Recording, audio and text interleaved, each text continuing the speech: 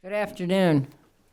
Impressive turnout for an August day. Congratulations to all of you. I always say the Wilson Center has the brightest audiences, and you're bright enough to know that this is going to be a fabulous panel on a fabulous conversation on disinformation, the first of several we're planning. I'm Jane Harmon, President and CEO of the Wilson Center, and delighted to be here on this August afternoon. It is August, which means that Congress and the President are on vacation. But today's topic is not on vacation, and won't be, at least through the 2020 election. So the Wilson Center isn't putting off the conversation. That being said, disinformation is hardly a new problem. In the midst of the Cold War, the United States and Soviet Union both tried to influence political and social narratives in other parts of the globe. For example, a new article published by the Wilson Center's History and Public Policy program has unearthed and translated Russian documents related to Operation Denver, interesting name, a campaign in the 1980s to spread the lie that HIV was created as a result of the Pentagon's biological weapons research. So, disinformation wasn't invented in 2016 and is sadly unlikely to be buried in 2020. But today we delve into the context, and we have the right moderator and speakers to do that. Our first panel, which starts right now, is on historical patterns. Moderating is the very talented Kate Bolduan, the anchor of CNN's morning show At This Hour, and formerly the co-anchor of New Day and The Situation Room with Wolf Blitzer. Kate and her colleagues have done critical work on the topic.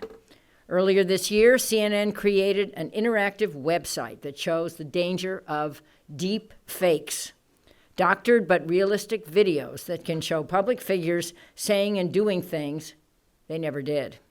Since 2016, the Pentagon has spent at least $68 million on technology to detect deep fakes, but the issue is unlikely to go away before 2020. We're also joined by our very own, very own Nina Jankowicz, a global fellow with the Kennan Institute, who is writing the book on Russian, how much do I get for this plug? The book on Russian disinformation, coming out next summer, called How to Lose the Information War, based on her on-the-ground experience in Ukraine.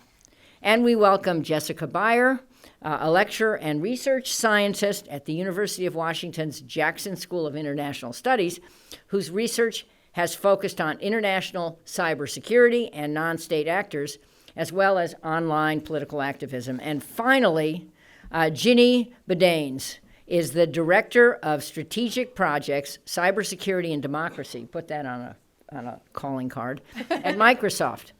Drawing on years of experience in political campaigns, she worked on Microsoft's partnership with the Iowa caucuses in 2016 to create a smartphone app for caucus organizers to report the results of the vote more quickly and accurately than before. So, in conclusion, in today's complex world, it's more important than ever to provide real facts and trustworthy information. Everyone and every place is being tested, including the Wilson Center. We're doing our best, and we really need our friends on this panel, including the Fourth Estate, the media, to do its part. So I look forward to today's two panels. Kate, over to you. Thank you so much, Jane. I really think Jane, not surprisingly, lays out the challenge, the issue, and the topic today really well. And I think before you look forward, you must look back. And that's where I think we should start with history, the patterns, the trends of what we're seeing when it comes to disinformation. Maybe it started with Operation Denver, as Jane was talking about. But Nina, I wonder, disinformation is not new. How far back do you look to where you would say the first real disinformation campaign you've been researching? Where do you put it at?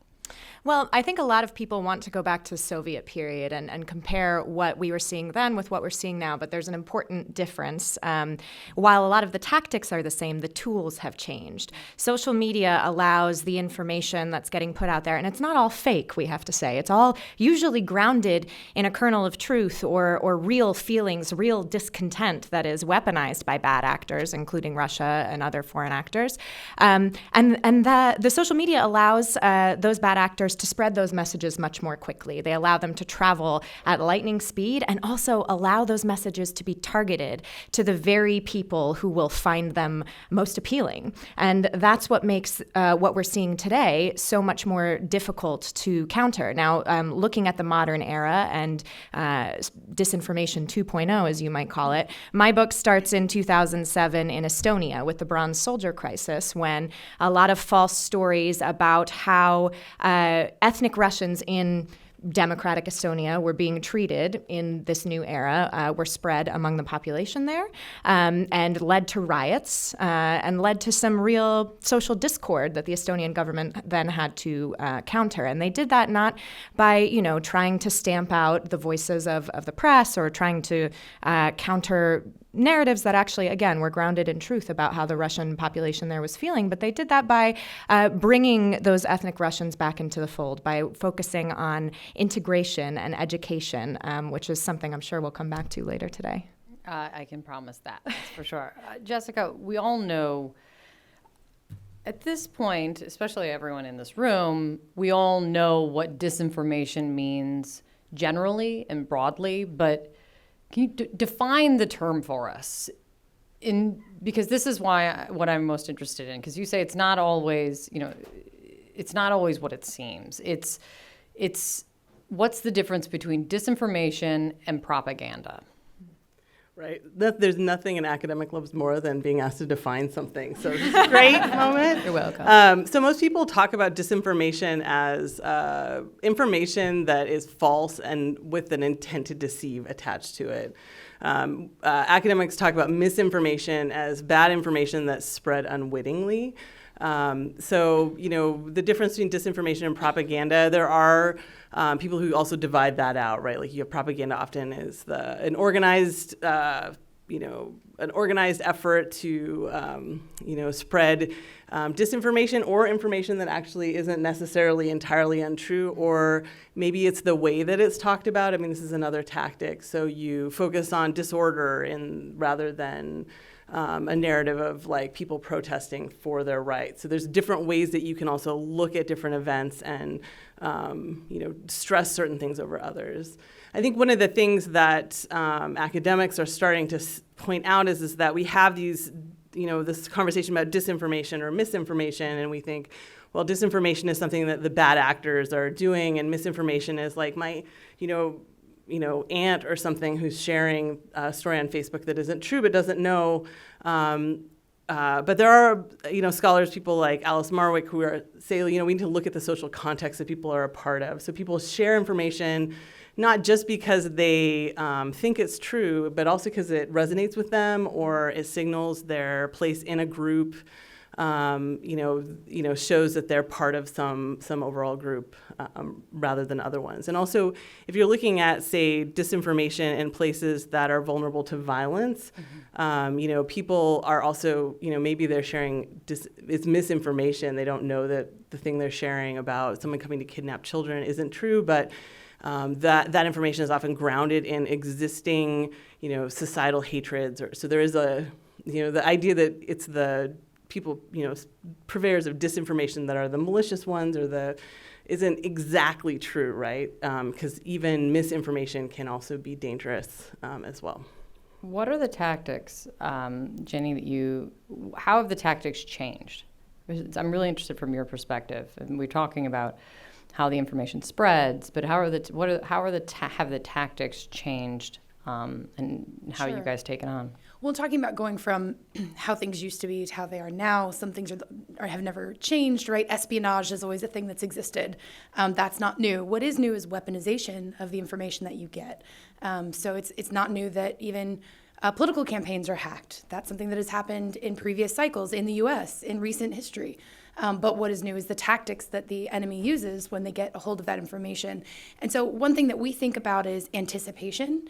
It's important to have a historical context in order to anticipate how to handle it. But it's also important not to solve yesterday's problem entirely and to be thinking about what might come next. That's why the conversation around deep fakes, even though, I don't know how much everyone knows about this concept, and it sounds like we have folks on the panel who are maybe more expert in it, but just it's the idea of synthetic media making videos look like they're saying something that that individual didn't say.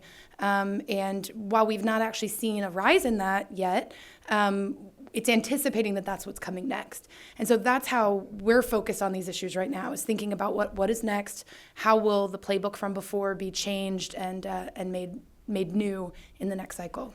You're all kind of hitting on something that I think is interesting when it comes to just the goal of disinformation. Is it always the same, Nina? Is it always to change hearts and minds, or to force a segment to do what you want them to do, or is it more insidious than that? Like, is the goal from Estonia to today of disinformation the same?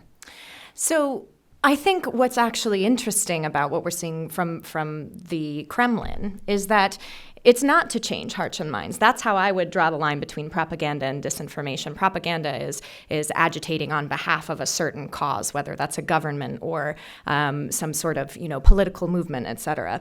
Disinformation, particularly Russian disinformation, is aiming to create as much chaos and disorder as possible. And that's a theme that goes from Estonia right through to Georgia, Poland, Czech Republic, Ukraine, certainly, especially in Ukraine. In fact, it's trying to inspire a sense of distrust in the democratic system so that people don't go out and invest in that budding new democracy. And certainly since 2016 in the United States, I think we're seeing a lot more distrust building in our democratic system as well, whether that's in the media, whether that's in our election infrastructure, whether that's in campaigns and political structures themselves. And so in that regard, I think the disinformation campaign that we saw in 2016 that continues today, although we can't tell if it changed a single vote, has been successful in that regard. When it comes kind of to that point, is there a pattern? You think if there was a pattern, people would be wiser to it already. Is there a pattern to disinformation campaigns? Is the Russian disinformation distinct from the disinformation campaign put out by Iran, or what happened in Ukraine, is that different from what happened essentially in the United States? Is there a common element that you find in these things? Yeah, I think the common element, and this is what makes it so difficult to counter, is that the fissures in our societies, whether those are economic or racial or political, especially political polarization, those are the things that all of these campaigns weaponize to their advantage. And that means that it's not as simple as just playing whack-a-troll and Sounds eliminating. Fun, though. Yes, well, I don't know about that. We should ask the folks from Facebook on the next panel. But it's not as simple as just deleting fake accounts. These are about societal issues that take good governance and an investment from our politicians and our civil servants and folks like you in the Fourth Estate. That's really interesting. Who are the worst offenders, Jessica? So I just want to add, I would totally agree that we're talking about exploitation of these deep issues that are going to be variable across countries. There has been some research that has found some patterns. So there are more internal disinformation campaigns than external ones. So where we have a nation state, for instance, acting against a country, you're more likely to see internal people seeking political power or acting for some personal gain using disinformation. Within their own country. Mm-hmm. Yeah. And that can be also people, doing it to make money. So, ad money, spreading, stories. There were stories about that after 2016, but you see that happening as well. So other research out of the Oxford Internet Institute, Phil Howard's team have found that democracies and non-democracies equally, you see disinformation campaigns inside both. It gets a little tricky when you start thinking about how do you define, what's a disinformation campaign if the government controls the media, right? Right. But so there have been some efforts to try and look for patterns like that across countries. So, this is the question of worst offenders. I guess it would have to be the worst offender of a of a foreign government trying to influence outside of its borders, I guess it would have to be, because who would be the worst offender of that? I would say Like Russia. hands down Russia still? Nina's territory, but yeah, absolutely. Yeah. I think also any actor that is attempting to use create the situation in which violence is likely to further their political goals, they would be the worst offenders, is generally across everywhere in the world. What is it about Russia? What is it about Russia, Nina? So a lot of times I get a question about why is what Russia did in 2016 any different than this type of things that the United States does all around the world. And I'm talking about overt operations. I'm not talking about what our intelligence agencies do. And the answer that I give is very much grounded in my background, having worked at the National Democratic Institute and supporting pro-democracy activists around the world. Whenever we did those programs, they were out in the open. Anybody could come. Anybody from any political party could come and sign up and learn how to run a petition campaign or learn how to run a political campaign. And what Russia did in 2016 was a much more surreptitious campaign that didn't get anyone's consent, right? We didn't know that we were being messaged to by the Russian government. And that's what I find so objectionable about that. Also, it's illegal, clearly. But this isn't something that anybody bought into. And we're seeing other nation states mimicking the Russian playbook. You mentioned Iran. We've seen some Saudi accounts. Certainly, China is doing this within its own borders, and Russia does it to its own people all the time. But it's that lack of openness that just goes against our very democratic being that I find to make Russia most objectionable in this case. But here's where I think there's good news. We now know some of the playbook and some of the methods, and it now is really all about education, and not to move into the territory of the next panel, which will be solution focused, but being able to educate the public about what these operations look like. CISA from DHS put out a really great infographic a couple weeks ago all about the war on pineapple. And they essentially took an issue that is very divisive but not very political, which is whether or not pineapple belongs on pizza. I am anti-pineapple on pizza, personally. This is going to get real because I'm very pro-pineapple on pizza. So they took this topic and they went through like 5 easy steps using this really simple, understandable infographic to show what the adversaries are doing with a topic, to your all's point, that is already divisive, right? We already have something we disagree on. How do they take this thing that we disagree on and really drive a wedge? And what are the methods that they use? And so I'm encouraged because I see, our government doing things. I know that there are civil society organizations that are doing things to educate our public around that. And the awareness is so through the roof. I'm not saying disinformation's, we fixed it, it's solved, we can all move on. But it is encouraging to see that some progress has been made. From your perspective, it sounds like there really haven't been effective defenses against disinformation, maybe not very many examples historically, but what have you seen effective defenses against disinformation? Are there any? Other than where we are in this moment? Yeah, not to be a broken record, but I think the biggest defense is educating the people about how to discern what they're reading, understand the techniques, be able to filter it better. A lot of it is also about, we've been talking about disinformation versus misinformation. Like, how do you define different terms? If we can all sort of get on a similar page about what is happening. That might be the hardest thing. It is a challenge, but I know that a lot of people are working really hard at it. Yeah, absolutely. Yeah. I would agree that education is really important, and I call these citizens-based solutions. So not just looking at children when we're talking about education, but voting age people, and helping them navigate the flow of information online. But something that does give me pause from what I've seen recently in Ukraine during their presidential election in the spring is that bad actors are now adapting their tactics to the kind of obstacles that some of the social media platforms have put up, but also like post Russia 2016. Yeah, I'm talking about this year, 2019. So rather than being stopped by these walls that have been put up, they're burrowing under or going around in different sorts of ways. Can you? I'm really interested in that. Yeah.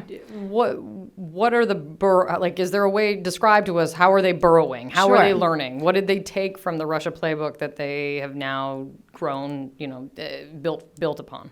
So there was a lot of discussion about political advertisements in the 2016 election. And Facebook has now put a lot of transparency measures in place, so you can search ads that are being bought. There are rules that outside actors, foreign actors can't purchase these ads. And it's a really helpful tool for researchers and journalists like myself to look through the ad library on Facebook.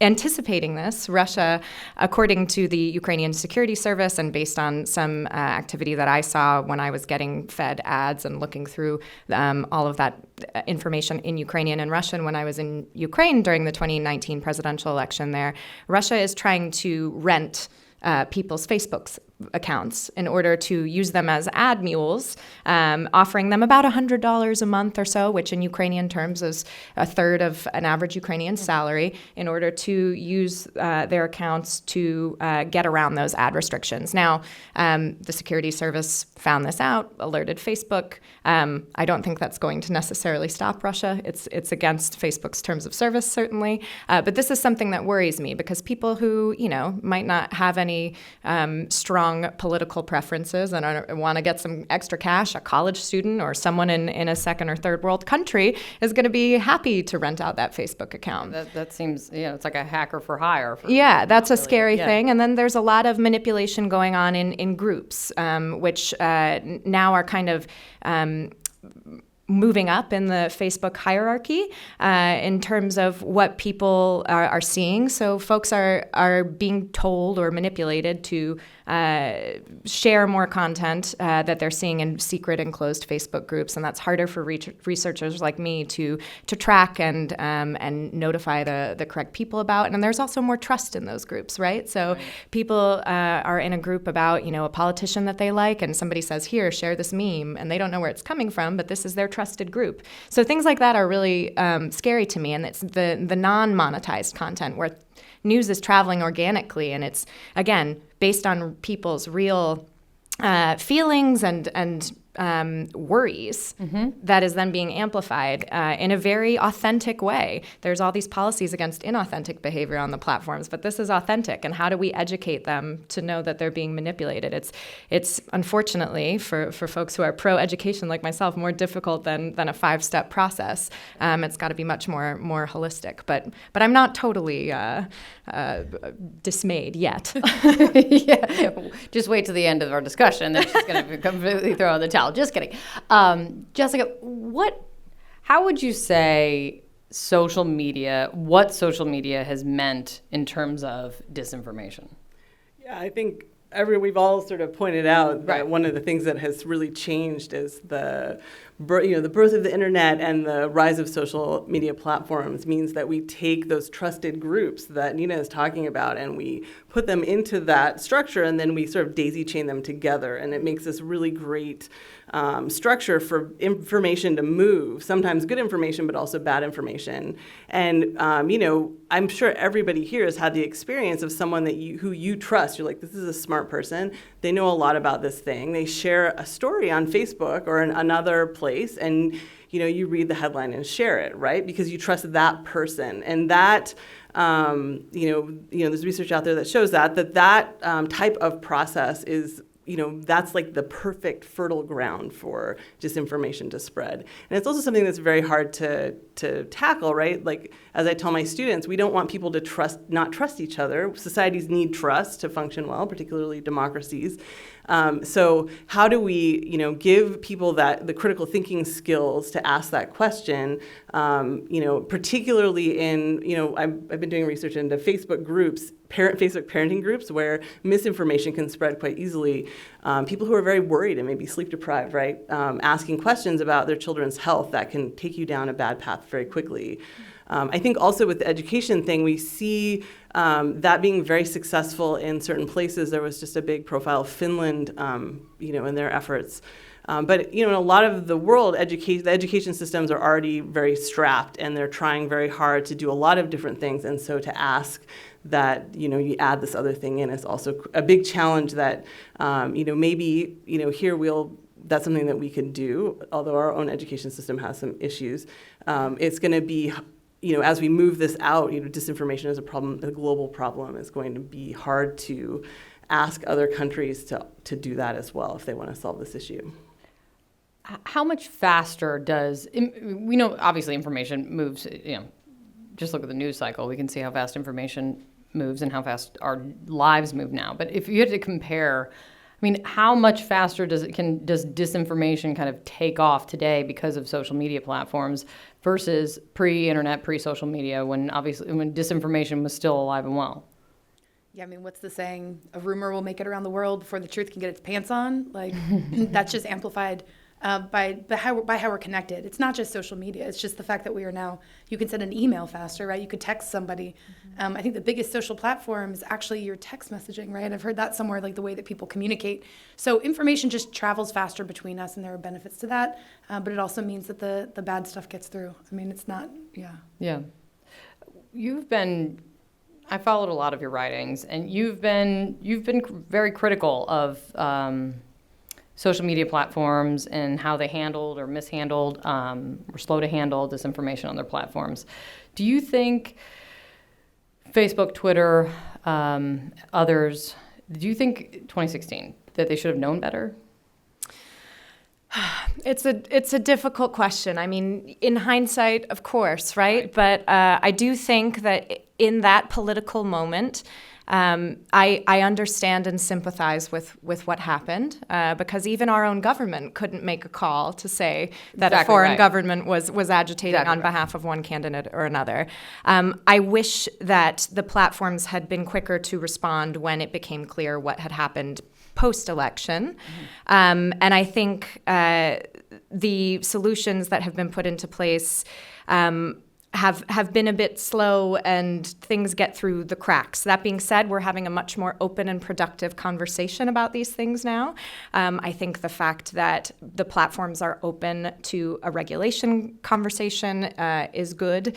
I think it's really important that Congress take the reins there, because there have been some worrying developments out of the White House. There was this news last week about an executive order about political bias. I think we need to make sure that we have a very, very well-informed conversation about how this regulation is going to work, and make sure that it's working on behalf of freedom of the press, freedom of speech. And I know there's going to be a conversation about this in the next panel, but making sure that we keep all of those elements that keep our democracy safe at heart, and it's not just about this political bias question, but is about creating a more robust and informed discussion. Do you remember if there was a moment that you began to think that there could be disinformation at play, even if you hadn't been pinpointing it on Russia in the 2016 election? Yeah, and this is very personal. And again, hindsight is 20/20, but I remember a lot of, and it must be said, they were men, a lot of men. I was in Ukraine at the time,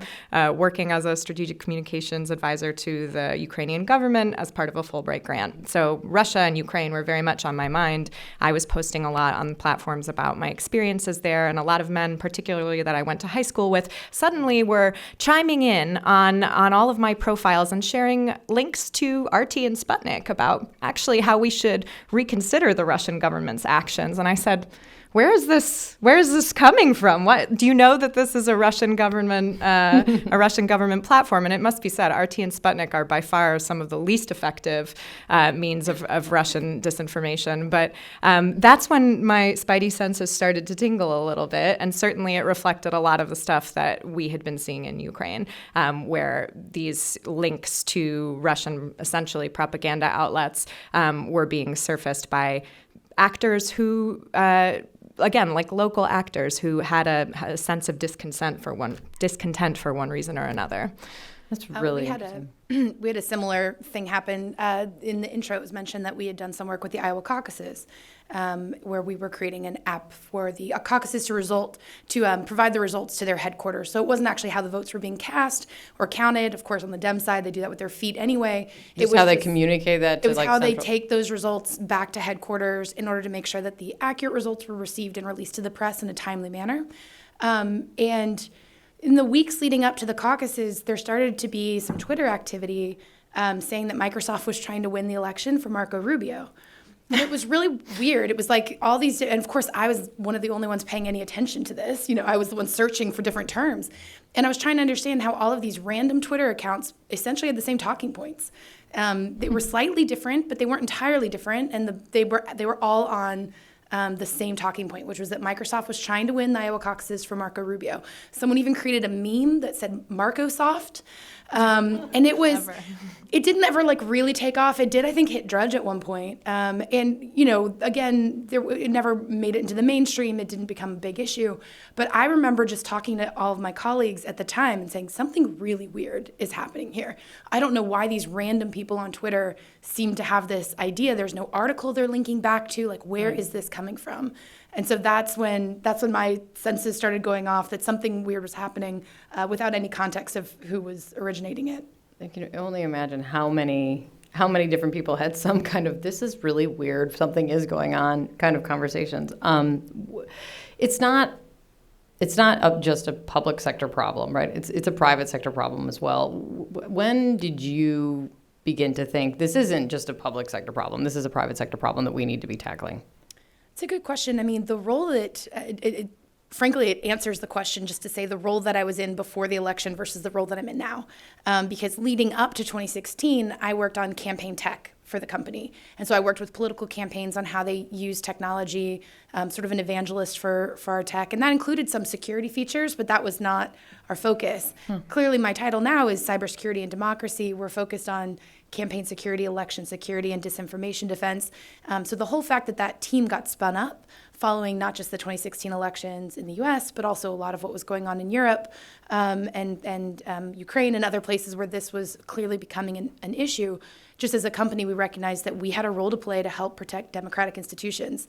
It was important to us as a company, both from a business standpoint, there's a business case to be made there, but also just it felt like it was the right thing to do. So for us, I'd like to say that we were clued in or doing something more earlier, but it was definitely something that we focused much more on following the elections. Jessica, do you see in 2016 that Russia broke new ground? I mean, from your research, did they break new ground, or was it just kind of I hate to say it's like a perfect storm of how it all went down? Yeah, so in this question of, when people first saw disinformation campaigns, so I was, in 2014, was working on a project in Myanmar with one of my colleagues, Sarah Curran, and one of the things we were doing there was teaching, people in political parties and journalists and librarians and activists how to use social media, effective information strategies, and,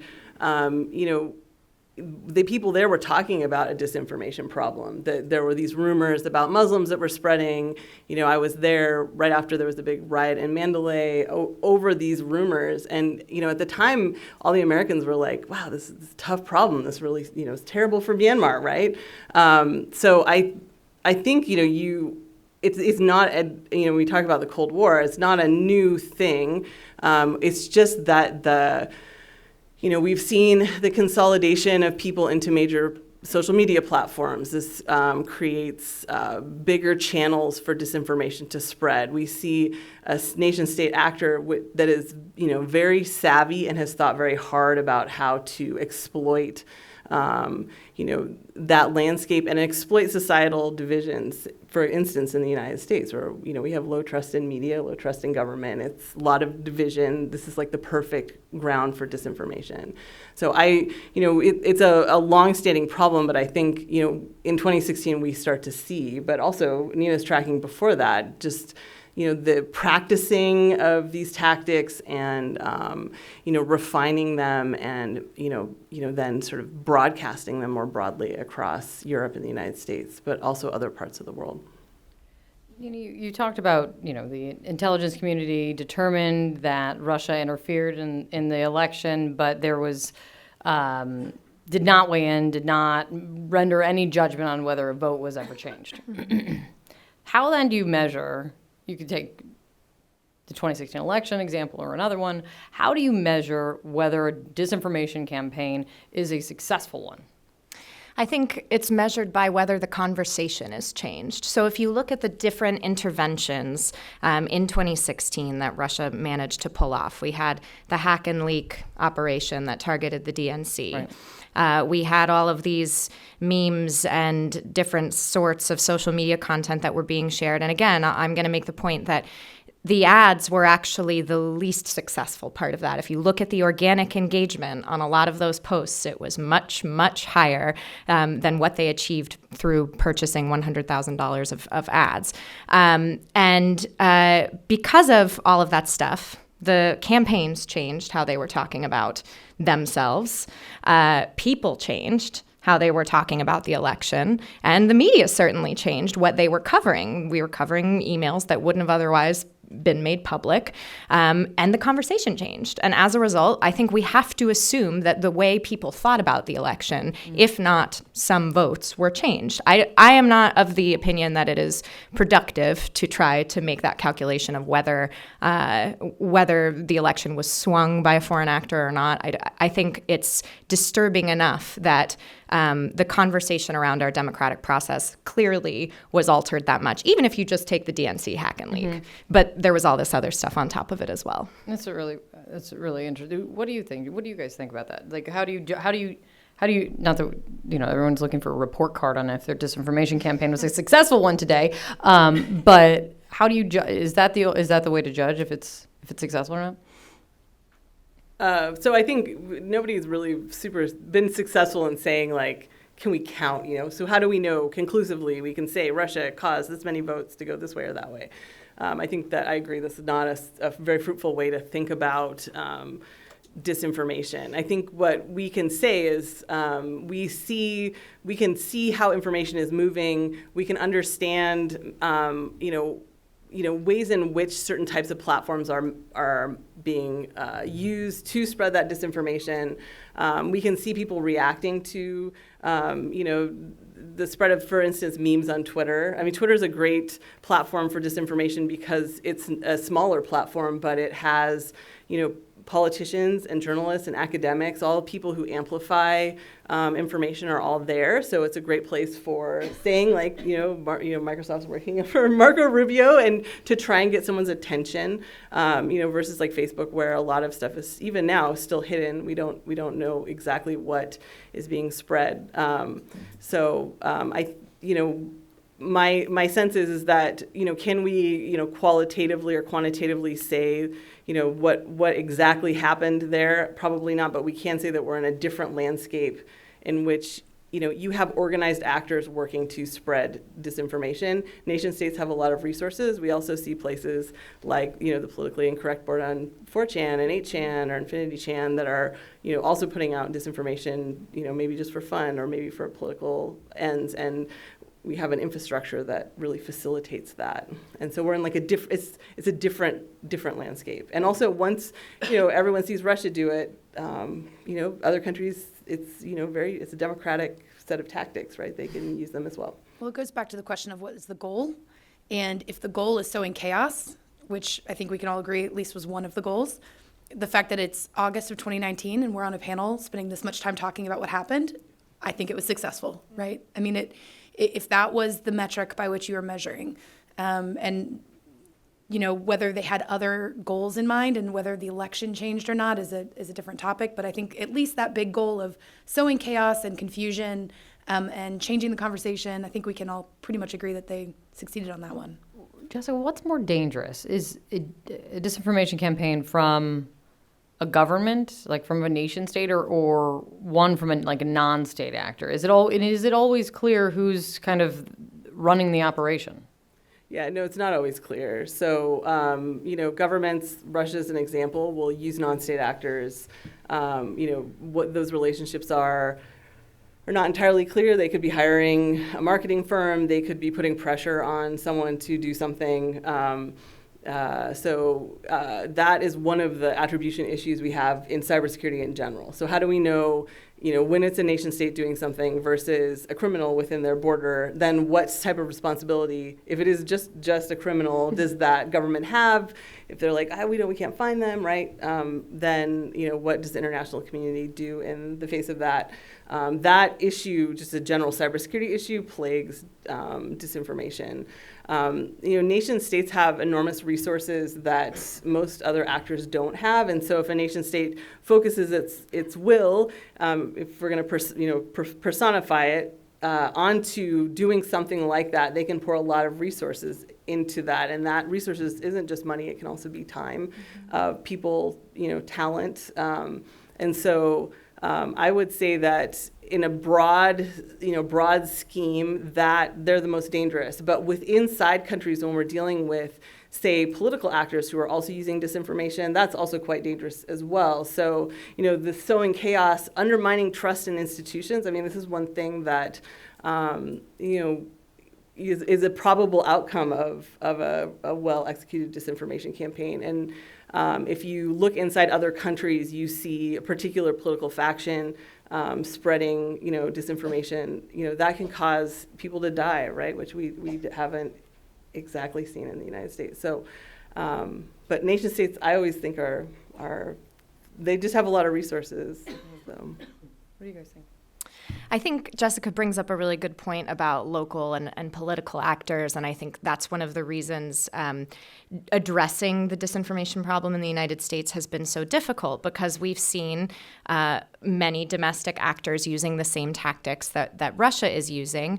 And I think this is where the social media platforms get into a bit of a quagmire, right? Because we in the United States care very much about our freedom of speech, and while in Europe they're very happy to write a rule that or some sort of law that takes away those rights from people, and people are mostly happy to give them up to some degree. In the United States, this is a hard-won right that we're not going to give up. And the answer that I always have for this is, in the United States, the platforms are not public institutions. They are not public squares. They have terms of service that you sign up to. I don't think most people, when they sign up to share pictures of their kids and their dogs, are thinking about that. And we need a better model of informed consent for people to understand what they're signing up for, so that they know that they're not allowed to spread hate speech, and that's defined pretty clearly. How we get that out there is something that's up for debate, and I'm sure is going to be discussed later. But whether that is a government body who works with the platforms to decide those things, whether the platforms get together like they have when they've dealt with terrorist content to set those standards and rules. But I think that's a real area for improvement, because the same rules that make Russian or Iranian or Saudi disinformation something that we don't want on those platforms also apply to Americans. And that's something that we need to get more comfortable with and set guardrails around. Why can't you just make an app for that? I don't know. Well, can I jump in there? I actually, yeah, so sure. I think the platforms have been investing a lot in algorithmic detection, so using computers to detect violations of terms of service. And I think we've seen a lot of disturbing content slip through the cracks, including recently the Christchurch shooter. Getting that content offline was a lot more difficult than I think people anticipated. And in foreign contexts, especially, there were instances in Ukraine where I saw content that was definitely supposed to not be allowed by various platforms' terms of service that kept popping up over and over. It was the same exact picture, the same exact text by somebody who had been repeatedly posting that content, and it wasn't removed. And in that case, I think this is a case of we need investment in people. We need humans looking at that content. And yes, that is more expensive for the platforms, but these are billion-dollar companies. And we need people with cultural, linguistic context. You were talking about Myanmar. I mean, that's one instance where we needed people who understood that local context. And again, I think this comes back to a human-based solution to these problems, because these are people problems. The tech amplifies them, but they're people problems at their core. What's the biggest challenge to protect against hacking still when you see, obviously that was one element of the attack coming from Russia. What are the challenges that you guys are up against all the time? A lot of people still don't think that they're a target.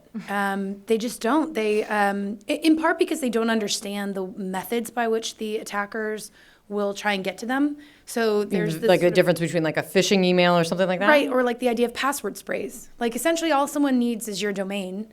and can fire up. Talk to me like I don't know what you're talking about, because Sorry. I don't. Essentially, if someone just knows the CNN.com, right, and that your email address essentially is that, they have ways by which they can send a bunch of phishing emails to anyone essentially at that domain. They wouldn't necessarily need to have a sophisticated phishing attack against you personally. Now, those exist, and that's that kind of social manipulation is pretty scary. But I guess there are a lot of people who are like a junior staff person on a congressional campaign, and they're like, no one's after me. It's security by obscurity. I'm not someone that anybody knows. I'm not someone that anyone is targeting. I have a job to do, and my job is X, Y, and Z, and it's, and so I'm just going to do my job, and I'm not going to worry about that stuff, because that's more about the John Podestas of the world and not me. And that's the biggest challenge we've found, is just we spend a lot of time talking to political companies, political campaigns and entities around the world about basic cyber hygiene. And like getting them basic, like what is two-factor authentication? Is your password? I'm sure largely they don't even have. A lot of them don't. They think it's too hard. It's really not. You just need to sit down with them. And so we find that sometimes we spend our days sitting down with political campaigns with their phones and like walking them through two-factor, whether they're using our stuff Like or someone post else's. 2016? Yeah, that happens a lot. They don't do some of the basics. And a lot of times it's because no one's teaching them, or it's not being pushed out to them. They think that they're not going to be a target? I mean, do they really think, they still think it's like not going to happen to me? This is not blanket everyone. Yeah. Right. But we run into a lot of resistance with folks who just don't think that they're a target. And speaking of the Myanmar example, it kind of made me laugh, because we've tried to do meetings in some countries where they treat us like Myanmar. They're like, oh, that stinks for you, America, but that's not going to happen here in this big country that it absolutely will happen in. And so we're trying to get them to not just think of themselves as a target, but like their democracy as a target. So that's the biggest challenge, both on the small level as well as the broad, is just awareness that they should be protecting themselves and doing the fundamentals. If they do the fundamentals, turn on two-factor, don't use the same password for every account that they have, use a password manager tool. If they do those things, they're going to be protected from like 92% of attacks. If you were a betting woman, what are the chances that, is it guaranteed, a foregone conclusion in your mind that there's going to be a campaign, a congressional campaign, if it isn't a presidential campaign, that's going to face that's going to be hacked because of what you just explained? I think it goes back to what is the playbook this time around. We've been tracking nation-state attacks against our customers who are in this political space. We have an account guard program where if they're in this space, they can opt into the program. It allows us to give them some beneficial information, but it also allows us to track a little better what's happening. So far, we've not seen a lot of attacks against political campaign customers. We've seen a lot in the think tank space, in academia. Those are the areas that we're seeing it right now. Do you guys have a running assumption on why that is? It's similar to what we saw in previous cycles. Okay. Trying to get information from policy think tanks. That's what we've seen. I think it's also important to note that for a hack to be successful, or an attempted hack to be successful, it doesn't actually need to get into the system. If we're thinking like Russia, we want to inspire distrust in the system, right? They can just rattle the door handle. They don't need to open the door all the way. And that's what I think they've done in 2016 with the attempted hacks of our election infrastructure. Now we know, as of last week or the week before, that all 50 states were targets of attempted hacks. And what does that say to an average voter who is already worried that their vote is not necessarily being counted, or thinks their vote doesn't matter? And that's what's really worrisome to me. We can put up the strongest walls, we can hermetically seal our information environment, but when those attempts happen, that's what can inspire that distrust that's really difficult to overcome. Something that Jenny said, I think, and I think you and I both picked up on it, is the security by obscurity concept. I think that can apply to almost like a large part of the problem. Go beyond even hacks. I think that might get to the core of what really gets to why these are effective campaigns or not. Well, there isn't. We don't have really good studies on how successful. Maybe Microsoft does, but the academics on how successful spear phishing campaigns are. But the ones that we do have are all like, you don't have to really target that many people within an organization, like less than 20 before someone will click.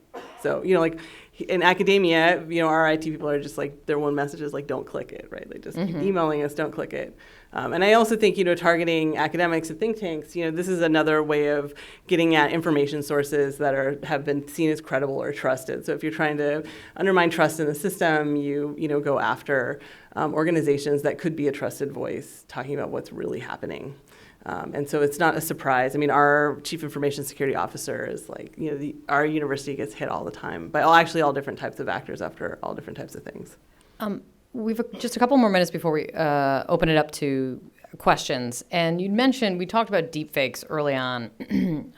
Some of my colleagues have seen it and have done some really just interesting, it's explaining what deepfakes are, these like hyper-realistic manipulation of video and audio content that is very hard to debunk and detect, especially just from the naked eye. And it's interesting and terrifying. I think you'd said that you're anticipating a problem of it. How it almost seems like it's kind of knocking on the door, the problem of deepfakes and what that could mean, let's just say in 2020, if someone really started working on it. Well, we've already seen cheap fakes. I like that term, which is you're not actually using AI to do anything. You're just slowing down a video to change the perception of what's happening. So you can manipulate video in so many ways that don't actually require using AI or synthetic media. And we're already seeing the impact of that kind of simple application. So what happens when they take it to the next level, as you were talking about, and have these very realistic videos? And it's a question of how you, from a technology standpoint, address it. We've, to your point about being able to pull images off because they essentially have like a DNA on them. We being tech generally has figured out in many ways how to identify a picture and very quickly grab it and pull it down. Video is a lot harder to do that, especially when video keeps getting edited. I know like with the Christchurch with the Christchurch situation, in part it was because the video kept getting edited in different ways, and that made it so hard to identify it quickly and pull it down. And that's just one example of what we're going to see coming. The technology is hard. There's also not been a lot of research and funding that have gone into countering this kind of technology. Most of the research has gone into really just and if it is, it's just starting. I mean, DARPA's doing something. DARPA's doing there's some good work. I think UC Berkeley has a program, and I've heard of some private companies that are really investing a lot, investing in that, but it's not there yet. Do you guys anything on deepfakes? I'm worried about deepfakes, but I'm also worried about the very, very simple content that is still having a huge impact on our information. The antithesis of that, Yeah. Like we're still seeing these memes that look like garbage that are getting shared millions of times, and people are like, "Yes, this is clearly true. Albert Einstein definitely said this quote," and that's really scary, right? And that just goes back to the very simple heuristics in education, 5 steps of how to identify if this is true or false. Really interesting. I was just thinking about how, if you study online communities, that like the quote from the famous person, that's been spreading for years. So now you take, at least to me, this is very alarming, right? So that spreads. Imagine if you have a video of them actually saying it. I feel like we don't have the tools to deal with that, and it's pretty scary. Something to look forward to. Let's open it up. There's a lot of questions. Jane. I'm Jane Harmon again. I should have pointed out we have an all-female panel, which is why this conversation has been so spectacular. I didn't note it. Oh, you did? Okay. So, Kate, you got to ask all the questions, but I don't think anyone asked you specifically about the responsibility of the media. Ginny was talking about cheap fakes, which I assume one of them was this slowdown of Nancy Pelosi speaking so that she looked like she was inebriated. When you saw that, you, CNN, not just you, Kate, what was your responsibility in terms of putting that on or just not putting it on the air and describing it? In how fast the news cycle works. I mean, there are moments when things go from I can see it on my Twitter feed while I'm on set to they get in my ear and they say, we need to go with this. And that can be a matter of seconds. So there is, that's just me saying how fast it actually can move. That comes with a lot of risk and responsibility, as you're talking about. That video specifically, there was a real conversation that happened really quickly of what is this, find the source, and then it was called out almost immediately. It was called out immediately it was called out as we played it, only to call it out as what it was. But it speaks to the larger issue, especially in the post-2016 world, of the responsibility of media organizations, just like any campaign, of any citizen, of making sure making sure we know the source of the information and taking time. I think there's kind of a collective thought of taking a breath, and being really responsible and thoughtful of what information we're putting out, how much we're amplifying one particular narrative or one particular story or one particular soundbite. There's kind of how much priority and weight do we put on one story in our 24-hour news cycle when things are often repeated? Just that's the nature of it. That there's a real conversation about it. Do we do it perfectly? Absolutely not. No one does. But there is a real awareness, and there's been a lot of soul searching and kind of a collective post-mortem that I think is done not just at CNN, but in every media organization of how to do better going forward for 2020, for sure. However you want to do it. Anybody, whoever you're closest to, just hand them the microphone. Hi, thank you all very much for being here on this panel. My name is Cindy Garcia, and I work here at the Kennan Institute at the Center. And I have two questions. My first is, from your research, who do you think or who do you believe are the most vulnerable populations to disinformation? Have you recognized any patterns? And the second one is, what are some actual concrete educational tools that we can use now to address these issues? Thank you. Yeah, so disinformation flourishes in low trust environments. So anywhere there's low trust in media, low trust in the government, anywhere there's no shared information sources that are credible. So any country where people believe that there is one information source that is, maybe they don't always agree with it, but they think is pretty much credible, they're going to be more resilient against disinformation. Places with any type of societal cleavages, which probably describes every place, right? But in some places, those cleavages, there's history of violence, there's histories of injustice. Anywhere like that, also, we're talking about lower trust environments. Places where people have lower literacy rates. I don't want to say, so often we talk about digital literacy or media literacy or information literacy. Humans are usually very savvy consumers of information. So, people will be, so to use the Myanmar case again, because it's one I know, prior to the transition starting in 2011, 2012, 2013, people, you didn't trust the media, but they read it, so they knew what to say if they were asked. They weren't, stupid or illiterate. They just had different strategies in that context. So different types of strategies can lead to different and more dangerous outcomes in some places. Yeah. And on tools, I always talk about reverse image searches. Just a show of hands, how many people here know what that is?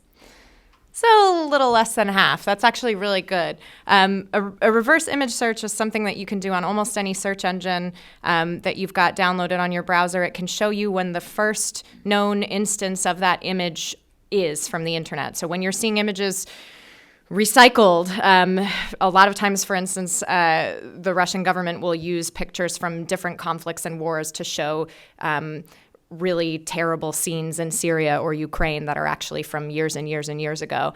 You can right-click if you're using Chrome or whatever browser you use and search for this image, and it'll show you the earliest instance of that image. And that's a really easy way, if your spidey senses are tingling, to say, like, is this picture really what I'm seeing? Should I believe my eyes here?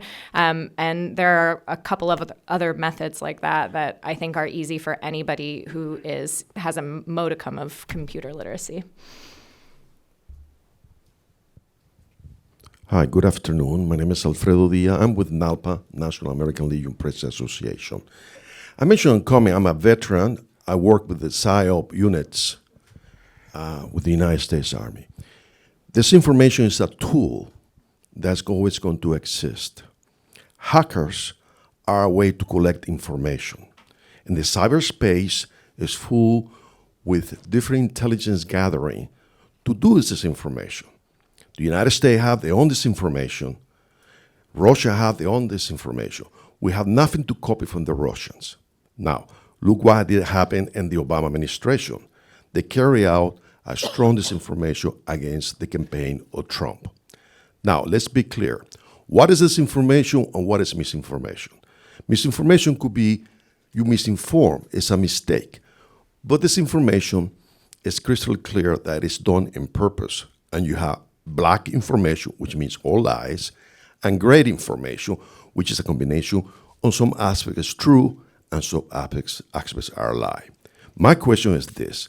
It is very sad that media like the Washington Post, the New York Times, the different networks, CBS, NBC, have captured this information to apply here to the communities against a political party and favor another political party. That is the big problem, because the information should be, by the media, crystal clear, so people are informed and educated properly. But unfortunately, it has become very popular in the 21st century to use disinformation within the media. Why is that? I want to make sure I understand your question clearly. You're saying why the media is not using disinformation. Can you give me an example of the disinformation you're talking about? Well, the biggest example you can see what happened with the Mueller report, what happened against the campaign of Trump. The whole media was involved. And not only that, many intelligence agencies and federal agencies of the United States government. Against Donald Trump, is what you're saying. I'm going to disagree with you that the intelligence agencies were working against Donald Trump. I think the intelligence agencies have kind of laid out very clearly that they weren't working for any side other than gathering information in terms of disinformation. And I don't know an example of when CNN has been knowingly amplifying some disinformation to benefit any campaign. And I can promise you, I don't know if you ever watch my show or watch some of my colleagues' shows, but that's the last thing that I wake up every day to do. The last thing that I want to do. Thank you so much. Who else? Hi, Addie Wilson, National Democratic Institute, Myanmar. You guys mentioned Myanmar a couple times, specifically the need to counter information that's been used to stoke religious and ethnic violence. But I didn't hear any mention about the current internet blackout. And I wanted to know whether or not, on the other side of disinformation, it could be used as an excuse to write laws that put a crimp on free expression, like you mentioned in Europe, or to forward full-on censorship, like what's going on in Rakhine and parts of Africa as well. Yeah, no, I think this is an excellent point. Also Myanmar, I don't think any of us mentioned here, we also have one of the, as a government, one of the government actors is also part of putting out disinformation. I think this is one of the things about this, like any issue that has to do with speech or expression, it's always going to be very messy, right? So the questions that we have to ask about what type of speech should be permitted and shouldn't be, it's never going to be a comfortable resting point that we come to. The use of internet blackouts is very common around the world and is becoming increasingly common, not just around times of societal unrest, but also during like national exams. So that using an off switch like that, which effectively stifles a huge percentage of expression that is going on, is something that we are seeing all over. And then we see in other democracies where that equation around freedom of speech is slightly different than here. Different types of laws appearing, as Nina mentioned. We see them in Germany and Australia and all over. Where we see other countries with other conceptions of, what those rights should be, finding other ways in which those rights are being shaped, right? Because as we know, no right is pure. There are always going to be trade-offs that are made. But I would absolutely guess that the use of things like internet blackouts is only going to increase as a way to, both perhaps well-meaning, trying to stop the flow of information that could be people think is leading to violence, but also as a social control mechanism as well. And I'll just add an example from Ukraine. And if you want to learn more about this, I wrote a piece for The Atlantic about this discussion and the fine line between trampling on freedom of speech and protecting it. Ukraine has been obviously dealing with this question since 2014 when the Maidan revolution began, and they've started blocking a lot of websites. They've blocked Russian social media networks. And on the one hand, they're saying, not only is disinformation spreading on these networks, but people are being recruited to fight on the separatist side, the Russia-backed separatist side of the conflict. But there are a lot of worries when you're looking at it from a democratic standpoint, and as I know someone from NDI would do, because what if the government changes and somebody then has the power of the pen to write a website off of that internet in Ukraine or Myanmar or another country? We don't want to use the tactics that the purveyors of disinformation are using in order to protect ourselves from disinformation. Some up here. Thank you. My name is Camilla Bogdan. I'm a visiting fellow here at Wilson Center, and I'm also a judge in Romania, which is in Eastern Europe.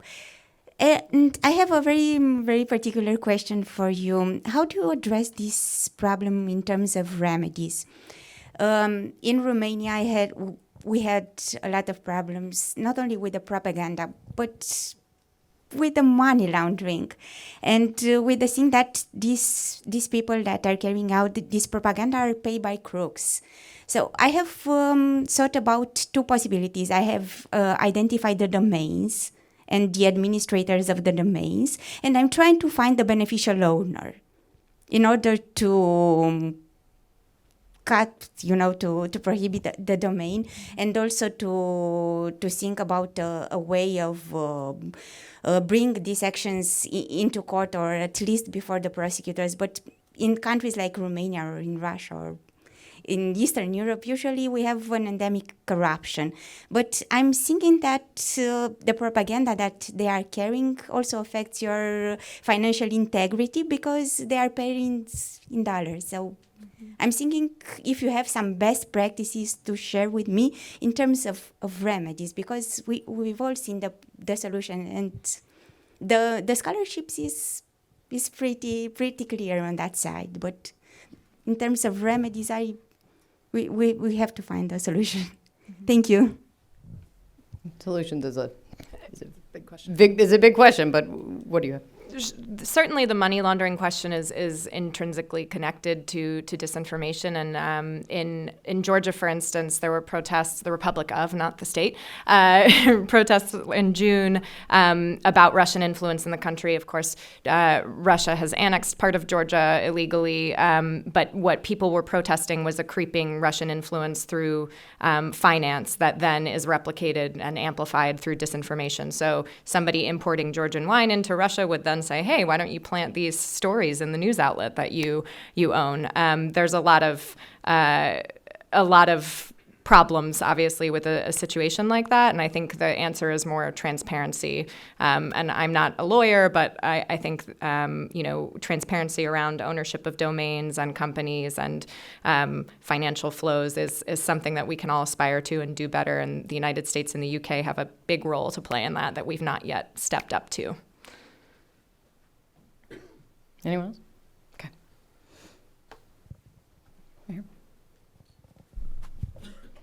Thank you. Matthew Wallen from the American Security Project. I'm doing a lot of research on disinformation and sort of the U.S. role in countering it. Doing a lot of soul searching on these ideas as well. I want to come to sort of a theme that's been sort of echoed throughout this panel in that, Nina, you started off by saying that basically the disinformation is targeted at those who find it most appealing. And doing some research on psychology and that sort of thing where people are fundamentally in some ways receptive to disinformation, and even when told during basically scientific experiments that this disinformation that they've been exposed to is disinformation, that it's false information, they still don't change their minds. So how do we deal with this when we're coming up with some solutions, realizing that people are fundamentally in some ways resistant to facts? So this is where I get very cheesy and talk about civics. I think the internet, to some degree, has taken away civility from debate. And as an alumnus of my high school's debate team, I feel a need to say this. But I think, the more that we can inspire not only young people, again, but all ages to have conversations face to face that where that emotion is kind of taken away, where you have to measure what you're saying and understand that person on the other side of the Twitter profile picture or Facebook is a human being, the more that we'll get back to a really robust and productive conversation that I think sometimes that's taken away when we've got a computer screen in between us. So inspiring those conversations, I think, is something that governments and politicians have a role in playing. Getting out and speaking to constituents face-to-face is important, and learning how to talk about this stuff, which is, I hope, something that I'm going to be working on in the coming months here at the Wilson Center, giving the politicians the tools to do that sort of work. And giving people the sort of tools to do that as well. That's part of media literacy. That's part of digital literacy. But remember that people are humans, and we can have these conversations, whether it's through a computer screen or in an environment like this. But it does get to the impact, right? That even when people are told you've been fed disinformation, how do you erase that from them? Yeah, so I that's one of those, like, how do we solve that problem, right? I think through, like Nina's talking about, like big systematic long-term efforts, which isn't a very nice, like easily packaged policy thing. But I know as someone who teaches, a lot of students every year, one of the most interesting things that can happen as an instructor is to watch the student come into my class with a bunch of preconceived notions, which we all have, right? We all believe things about the world. We believe things about how the world is ordered.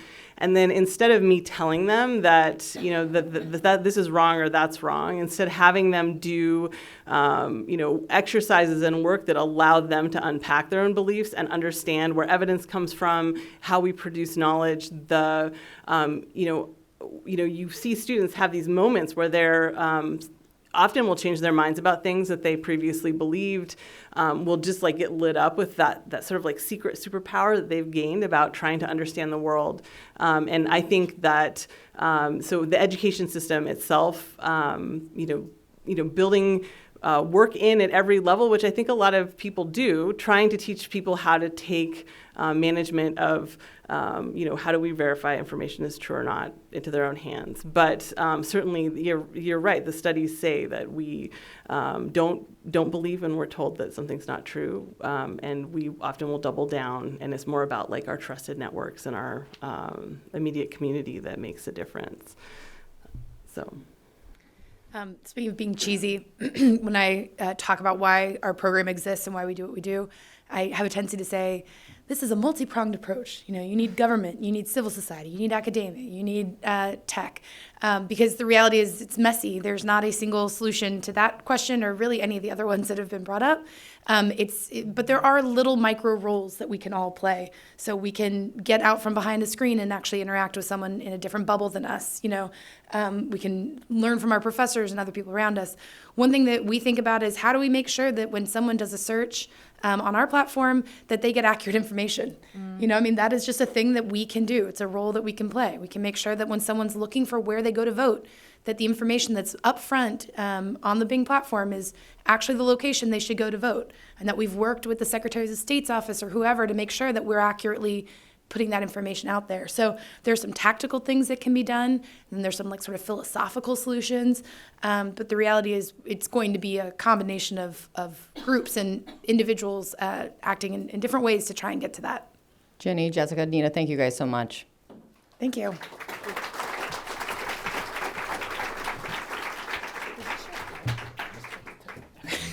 Thanks, guys.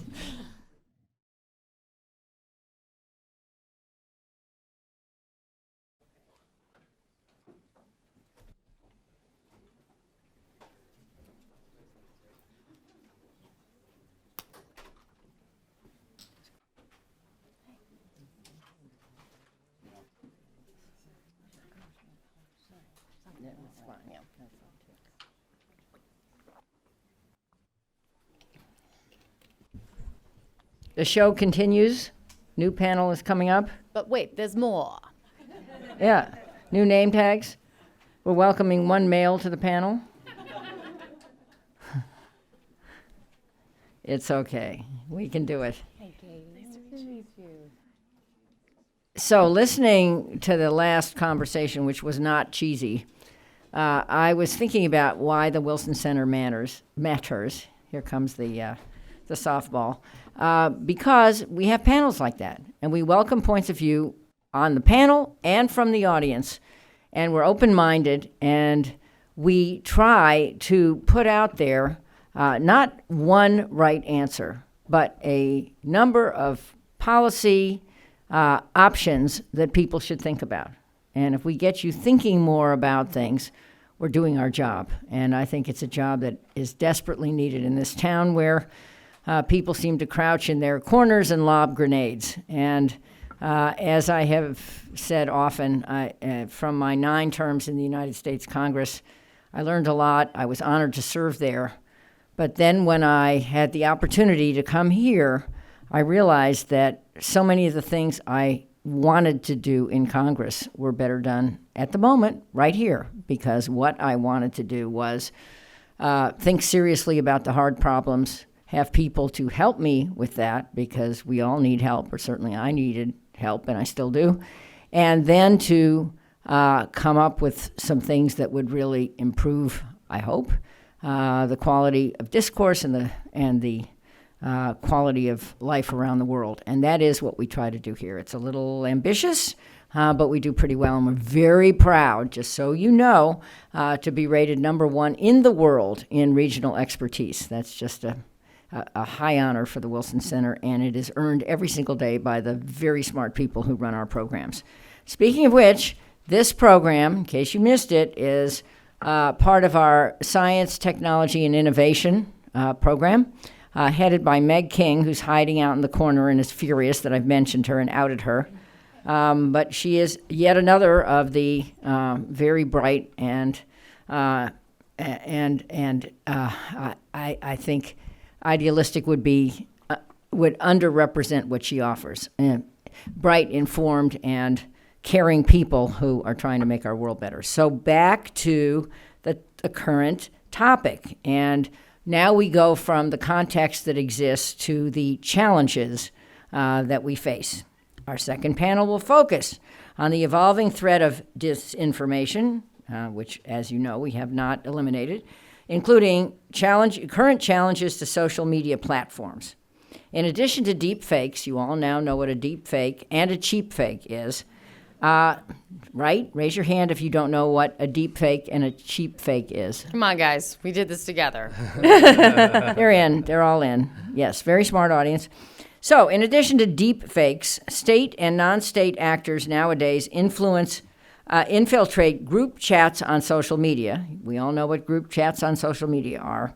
And use fake, get this, fake online identities to seamlessly blend into a user's news feed. Got that?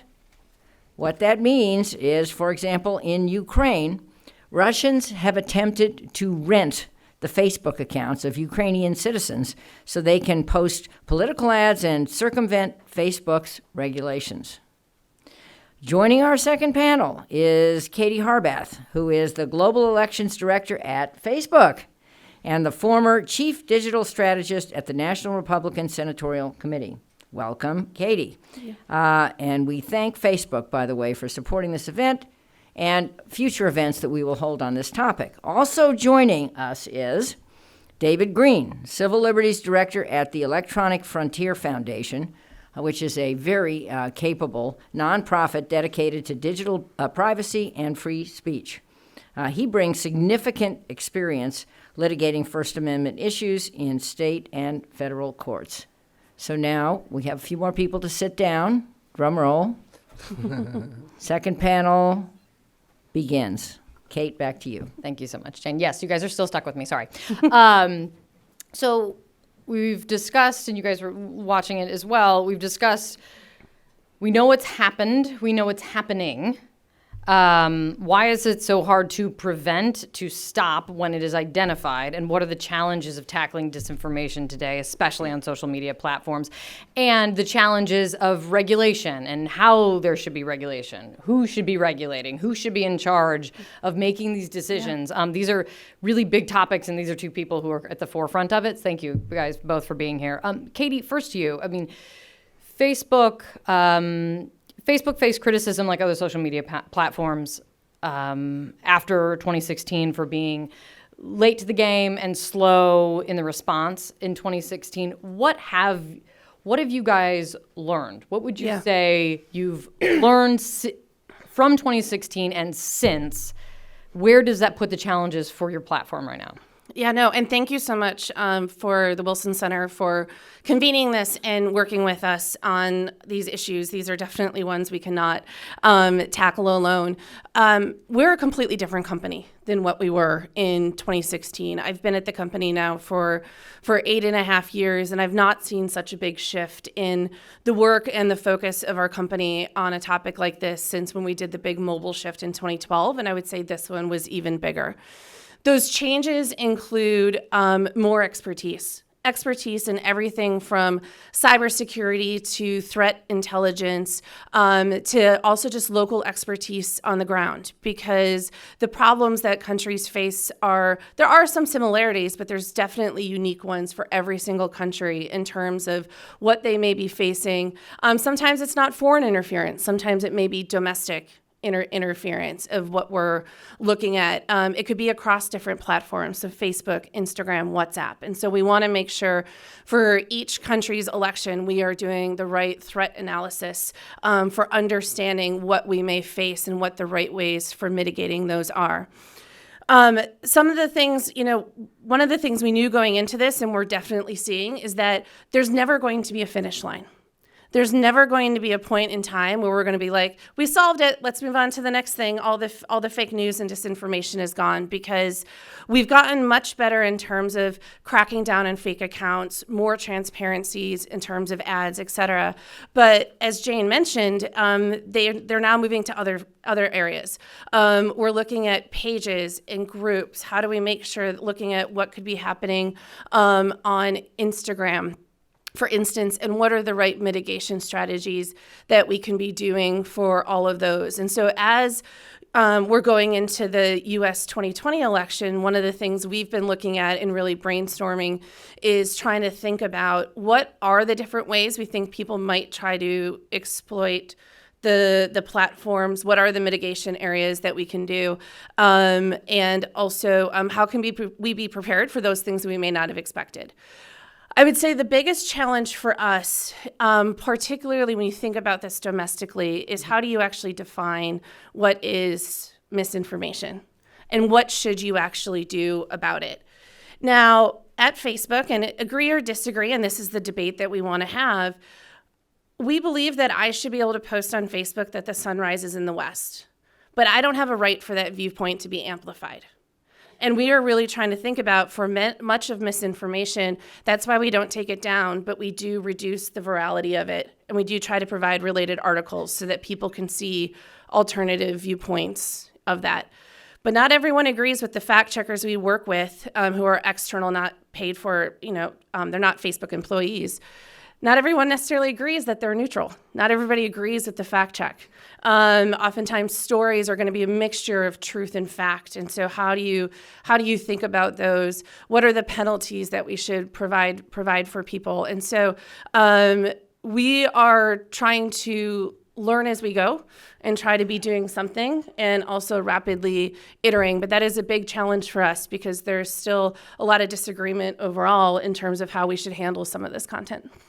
Got a million questions. I really do. But David, I first want to get kind of your take. You come at this whole conversation with a very healthy skepticism of, I would say, government regulation and control of any of the platforms. That's fair to say. Thought of that maybe a nice summary.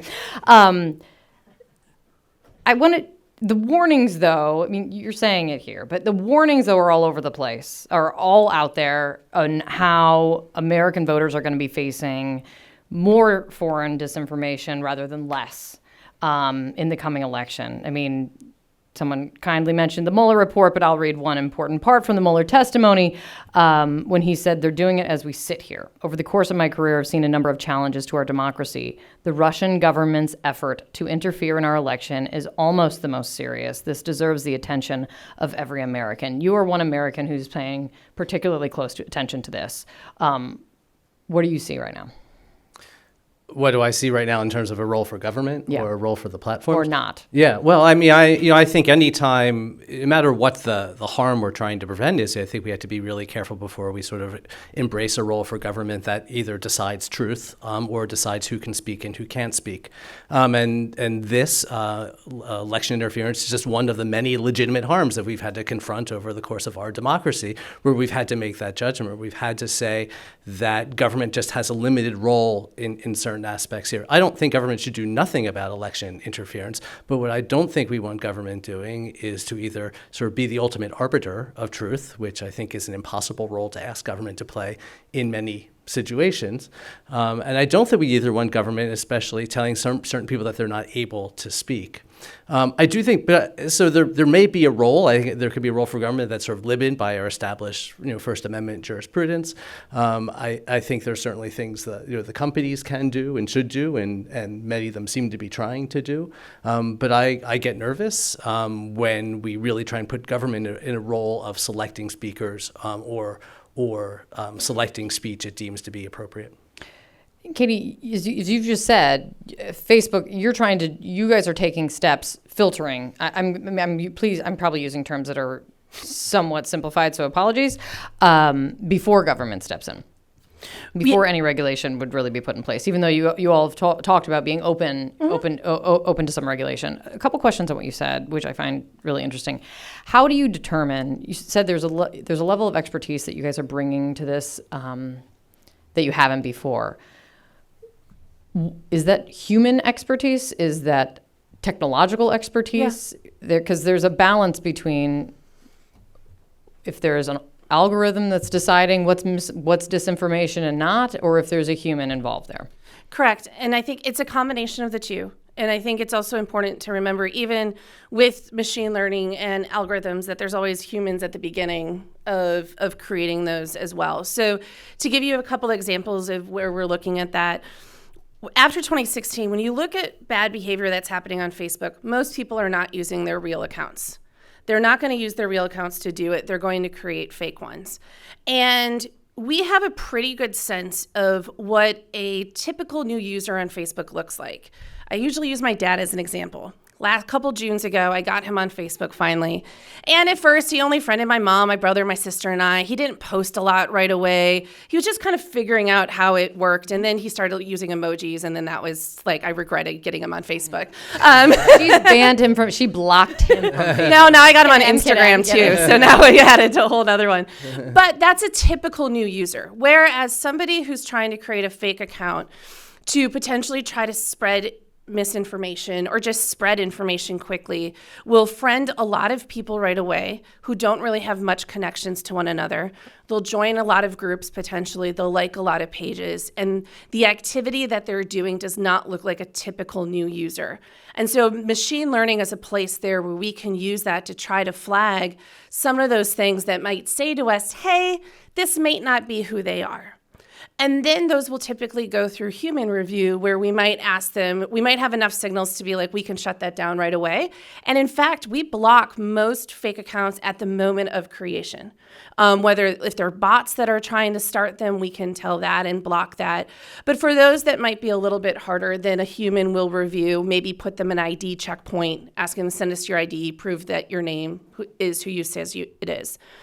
Another area where this has really all come together as well is around our political ad transparency rules. Nina was mentioning that, yeah. So that's an area where we're committed to we support the Honest Ads Act. And we have built tools to try to require people who want to run political or issue ads in the United States to have to prove to us that you are who you say you are, add a disclaimer, and then put those ads into an archive. The challenges that we've had with that is, if you think about typical campaign finance law in the past, you started with the actor. You are a campaign, you're a political party, you're a super PAC, thus your ads must have this disclaimer. We have flipped that around. We have said if your ad talks about a candidate, the elections, an issue of national legislative importance that we've had to thus far define, as an actor, you must provide this disclaimer. Now that has rapidly opened up or very much expanded the number of actors who have had to go through this process on Facebook that would not consider themselves typical political actors. It's also caused problems with international organizations who are not based in the US who do want to run issue-based ads here, but are not based here. And I think it's a real question and conversation we need to have about nationalism versus globalism when it comes to issue ads and where transparency should play a role versus where you should just ban stuff outright. Because if you think about most of the ads that the Internet Research Agency ran in for the 2016 election, it was around issues such as immigration and other polarizing ones. It wasn't necessarily vote for Hillary Clinton or vote for Donald Trump.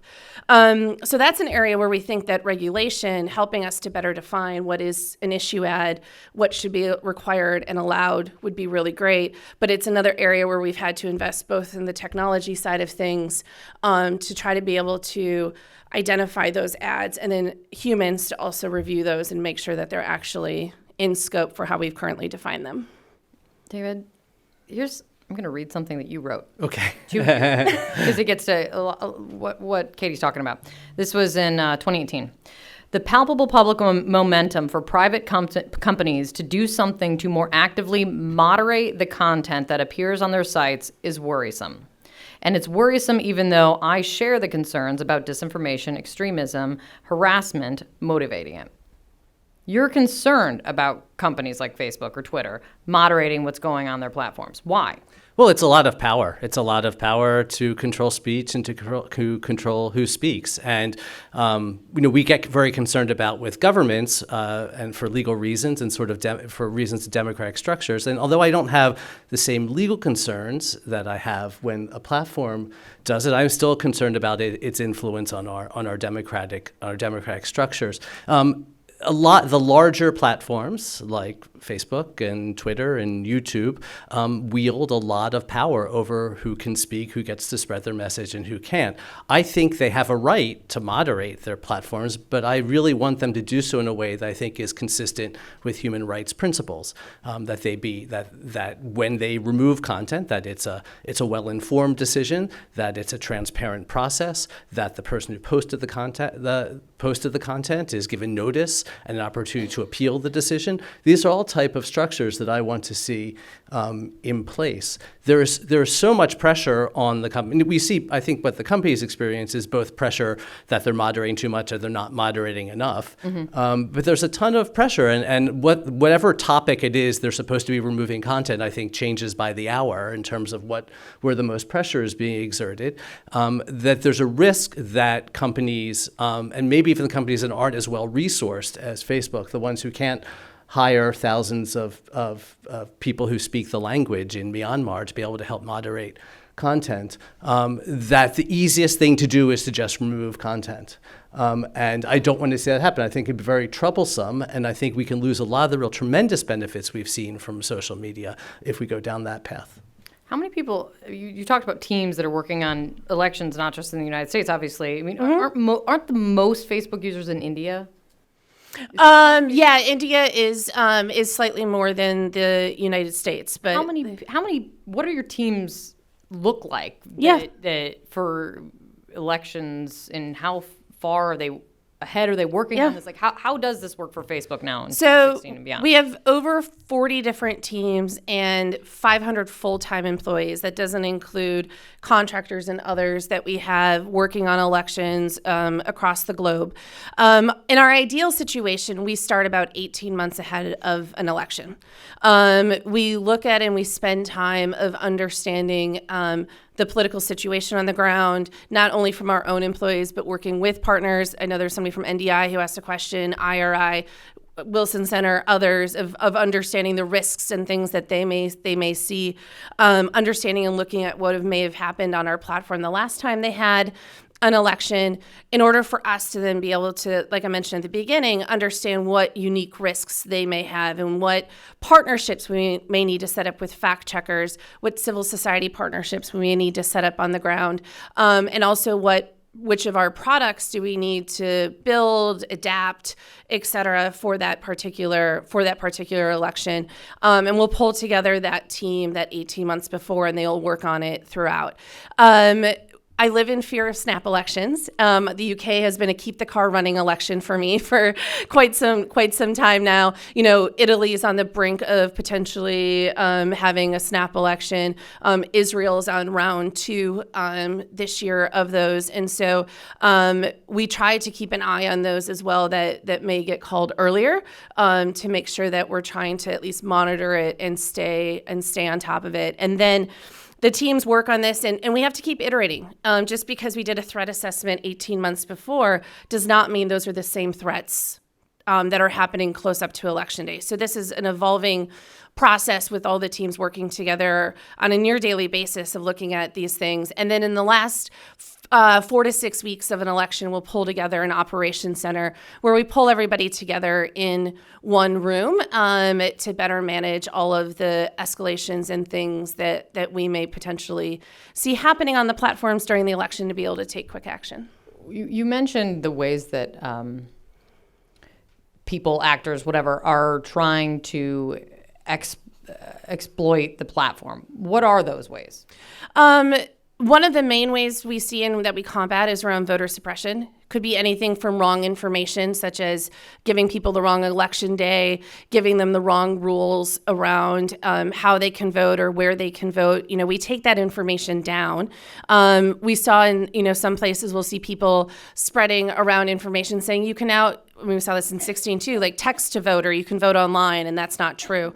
And that's why we work really closely with election commissions where appropriate in countries, so that we can both ask them if we need to for clarification, but they can also flag content to us that might potentially be violating local law that we can take action on. There's also, people might be trying to impersonate the candidates, might be trying to create profiles or things of the candidates that are not true, and we need to be able to quickly work to remove those things as well. And then also a lot too of just working with the partners, the actual people who are participating in the campaign, the candidates, the parties who may be wanting to, run ads or might be wanting to go live and might be having issues or have questions, that they have a place to rapidly get those answers. Some of the disinformation is somewhat clear cut, right? Vote here, not there. Vote online, you can't. You know, that kind of stuff, David. But it does come down, you guys touched on this a bit, but in some way there are value judgments that have to be made. What is misleading? What is inaccurate? What's misleading, and when does it hit that bar of being too misleading? What do you do about that? Like, from your perspective. What's the solution? Yeah, Yes, I mean, please, David. Katie would like to know. Here, you see, I'm just helping. You come from this, from a very important perspective. What do you do with that? How do you grapple with that when you're talking about how quickly something can be amplified, and how fast this kind of information can move? But the rights of people to. Yeah, well, there's lots of there's lots of sort of examples we could play around with, right? I mean, there's information that starts clearly as parody, that the initial people who share it among themselves clearly understand that it's just parody. It's not meant to be taken as truth. And then it migrates to a community where, well, maybe some people think it's parody, but other people think it don't. And then at what point does it become a concern? And we certainly don't want to say that there can't be any parody on Facebook. I don't think anybody would either be happy with that as a product or as sort of a result of a democratic, something we want in a democratic society where you're not actually allowed to, make fun of something, or not allowed to laugh. You're not allowed to laugh. You're not even allowed to address issues by confronting them with parody, right? I don't think we want that.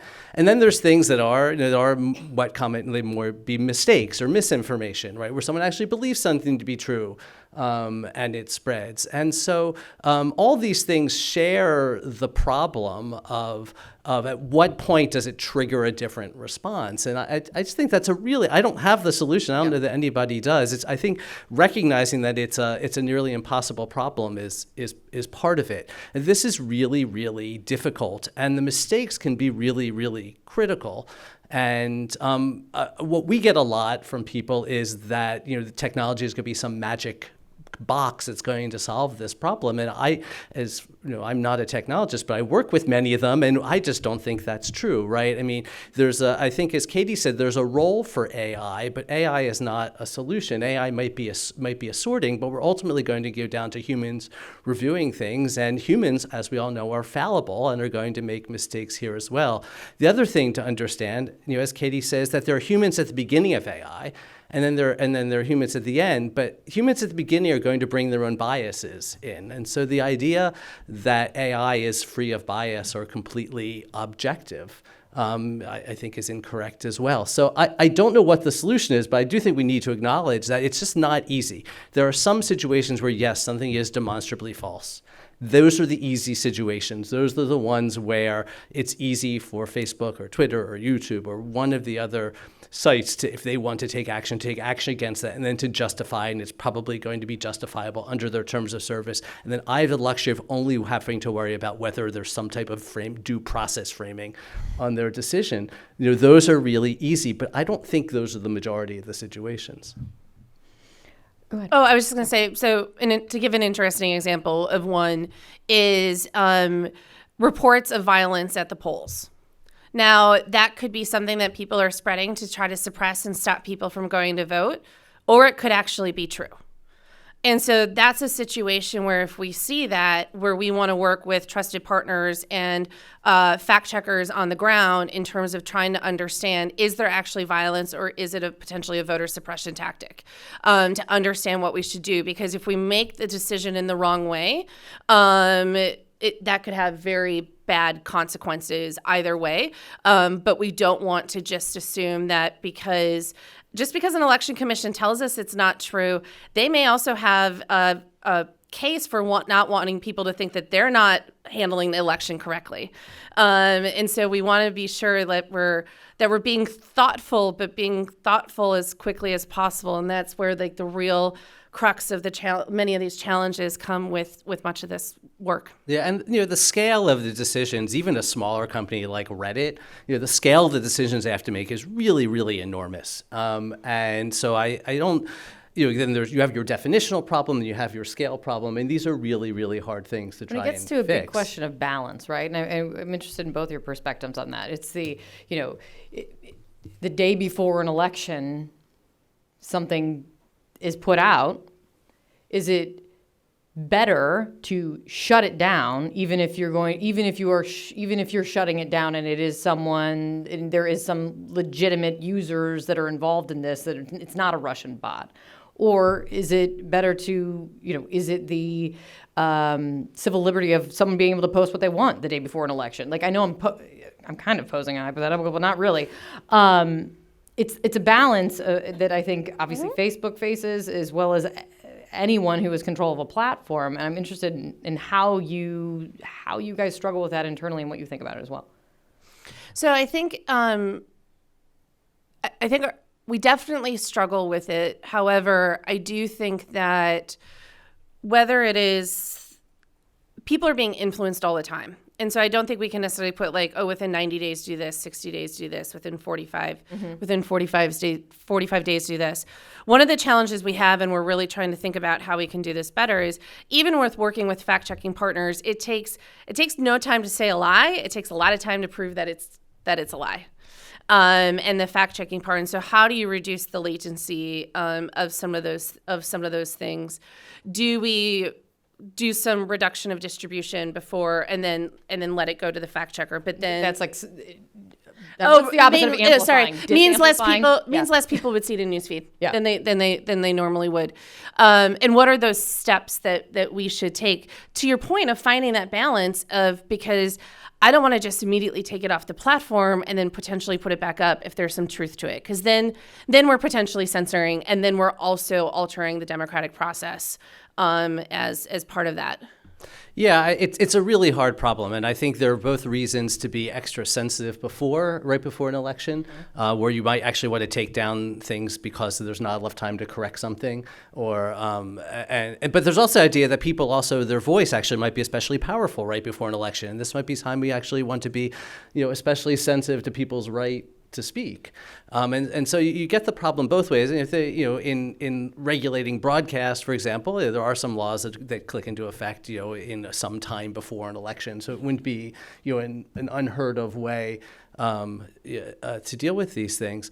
It's maybe there's something that the platforms can do with how they amplify things. I don't know. We've been very critical as an organization about sort of a lack of transparency and amplification, and maybe user controls and giving users some ability to control their amplification. Maybe that will do a little bit to make it. Talk to me about what's the happy medium between censorship and Katie telling me what's on my news feed versus anything goes. Well, I think, I think from a user perspective, a lot of the problems with these tools are people don't know how they work and it makes it very difficult for them to make them work the way they think they're working and how they want them to work. And, so I think very few people understand how they get information on Facebook, even though it's sort of, if you dig into it, it can be explained to you. Or many people not ever questioning it. They don't know. Or they don't care. I mean, people use Facebook for lots of different reasons. And I think how we use Facebook in the U.S.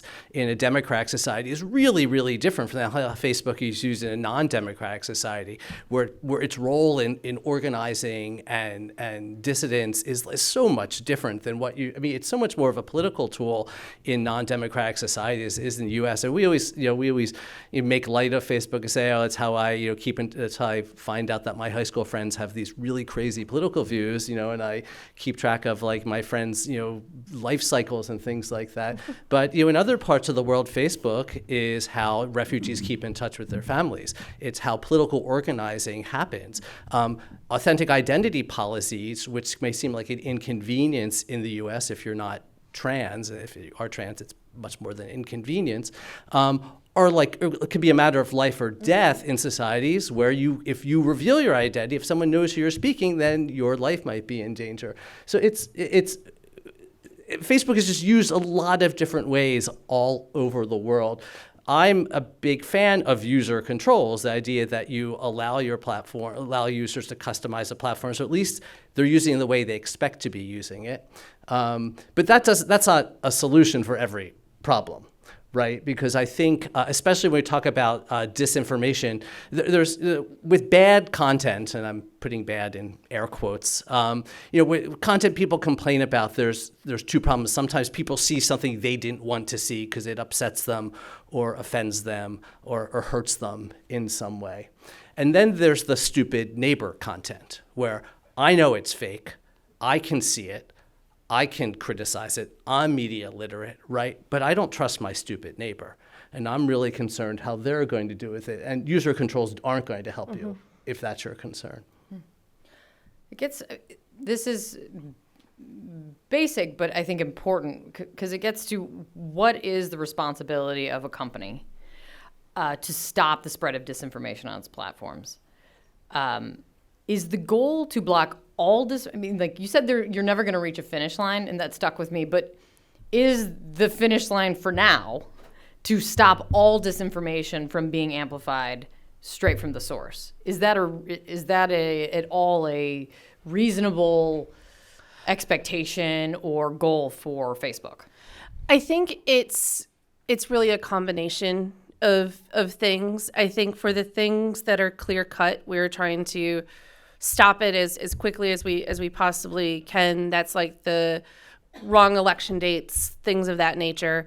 For the large majority of stuff that's going to be more in the gray area, where we could show you guys a bunch of examples and you all might have different viewpoints of, is that false or not, and what should we do with that? How do we think about both reducing the visibility of that to people, but also giving them more context? There's still a lot of research out there in terms of what is the best way to help provide people with additional information about something in a way that they absorb it, and not in a way that makes them dig in even more in terms of believing what they believe. Also thinking a lot about what is the role that we need to bring in terms of transparency. The role of transparency, of understanding who is actually behind a page. And to what David said, in the US, people might be like, well, yeah, show the admins' names. Like, why not? Like, we should know who they are.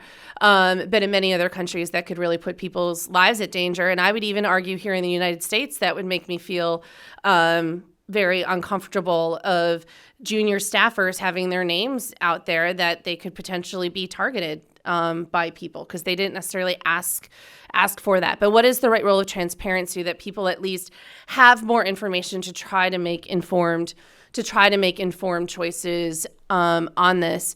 And so those are some of the areas of the different levers, if you will. We're looking at what's the right balance between all of those as we continue to go into 2020. And I think, it's gonna evolve as we see what sort of information we are seeing out there, what we are seeing coming from. I break this up into known actors and unknown actors, right? We want to bring more transparency to what known actors are doing, and we want to bring unknown actors more into the light. And perhaps that light is going to stop them, or at least helps give people a better sense of who's trying to impact the overall political discourse. And can I make this even harder?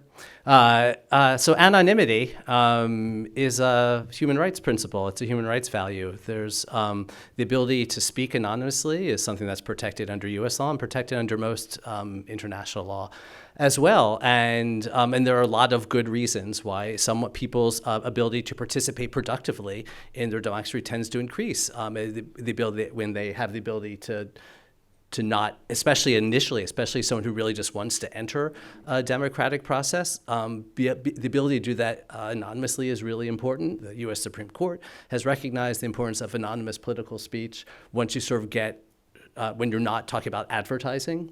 So we have this value of anonymity that's really important that we want to preserve. At the same time, it's running counter to a lot of these very well-intentioned efforts to actually provide the readers, the recipients of information, with tools to be able to try and figure out whether or not this is trustworthy information or not. I don't have a solution for that. The first panel, we were talking about kind of how do you what's the best defense against a disinformation campaign, and educating the user, educating the public, educating the voter. The more people know about that the disinformation is out there, the closer we're collectively to combating it. Do you see that as still the best defense on on Facebook as well? I think, and I think that's a combination in why, Jenny mentioned before too, like Microsoft, like all of us need this. This is not a collective problem or a single problem where it's just a problem on Facebook or just a problem on any of these platforms. If you think back to, it's going to be an effort by all of us in terms of better understanding and helping people to think about disinformation, to think about more critically about the information that they might be seeing on the internet. It's going to be the role of, one of the things, we're potentially worried about is perception hacking. So bad actors just trying to get somebody to, whether it's somebody to write a story or put a post up on social media or to be talking about saying that there's interference when there's really not. And so people think it's happening even though it's not actually. Just creating chaos by saying there's interference. Correct. That's like a double backflip. Yeah, exactly. And so, but, in 2018, we saw some of that trying to happen, but because you had experts who knew better what to look for, you had reporters who were calling those experts and knew who to talk to and knew how to kind of think about this more. You had platforms that were working together to see if this was truth, like actually happening or not. You're able to present to the American public and to the public at large a better picture of what is actually happening on the platforms versus what the actors might be saying, what they are doing. And I think it's going to be really tricky, and we're going to have to be really careful because it's going to be really sexy to keep talking about and saying, oh my God, look, here's an example of Russia trying to hack or trying to do something in our election. And we're going to want to make sure that we're very careful that that's actually what is happening and not just them trying to make everyone think that that is what's happening. Yeah, and I join everybody else who's been up here and saying I'm a big fan of education as a strategy for combating this. And there's a few reasons to that. And that's not necessarily because I don't think it solves the problem, but there's a few reasons why I'm all in on education. And one is that it certainly has the fewest number of conflicts among sort of human rights values, right? So you're not getting, when we're talking about education, we're not talking about how do we balance somebody's speech rights against somebody else's rights. I mean, we don't have to deal with how do we balance anonymity against that. We don't have to deal with all of those things, right? And so it's convenient in a really, really good way. In that way. The other thing I think, as the earlier panel said also, is so one of our main goals here is really about restoring trust, right? Having people be able to feel like they can make good decisions. And education really helps with them because you're giving someone tools to at least have trust in their own decision-making process. They may still make mistakes, right? And we all know that two people making good decisions, well-informed decisions, can make different decisions, right? But it's so important to have trust in your decision-making process. So that's why I'm all in for education too, but I acknowledge it's an incomplete solution. It doesn't get us all of the way there. It has to be part of a multi-pronged approach, I guess.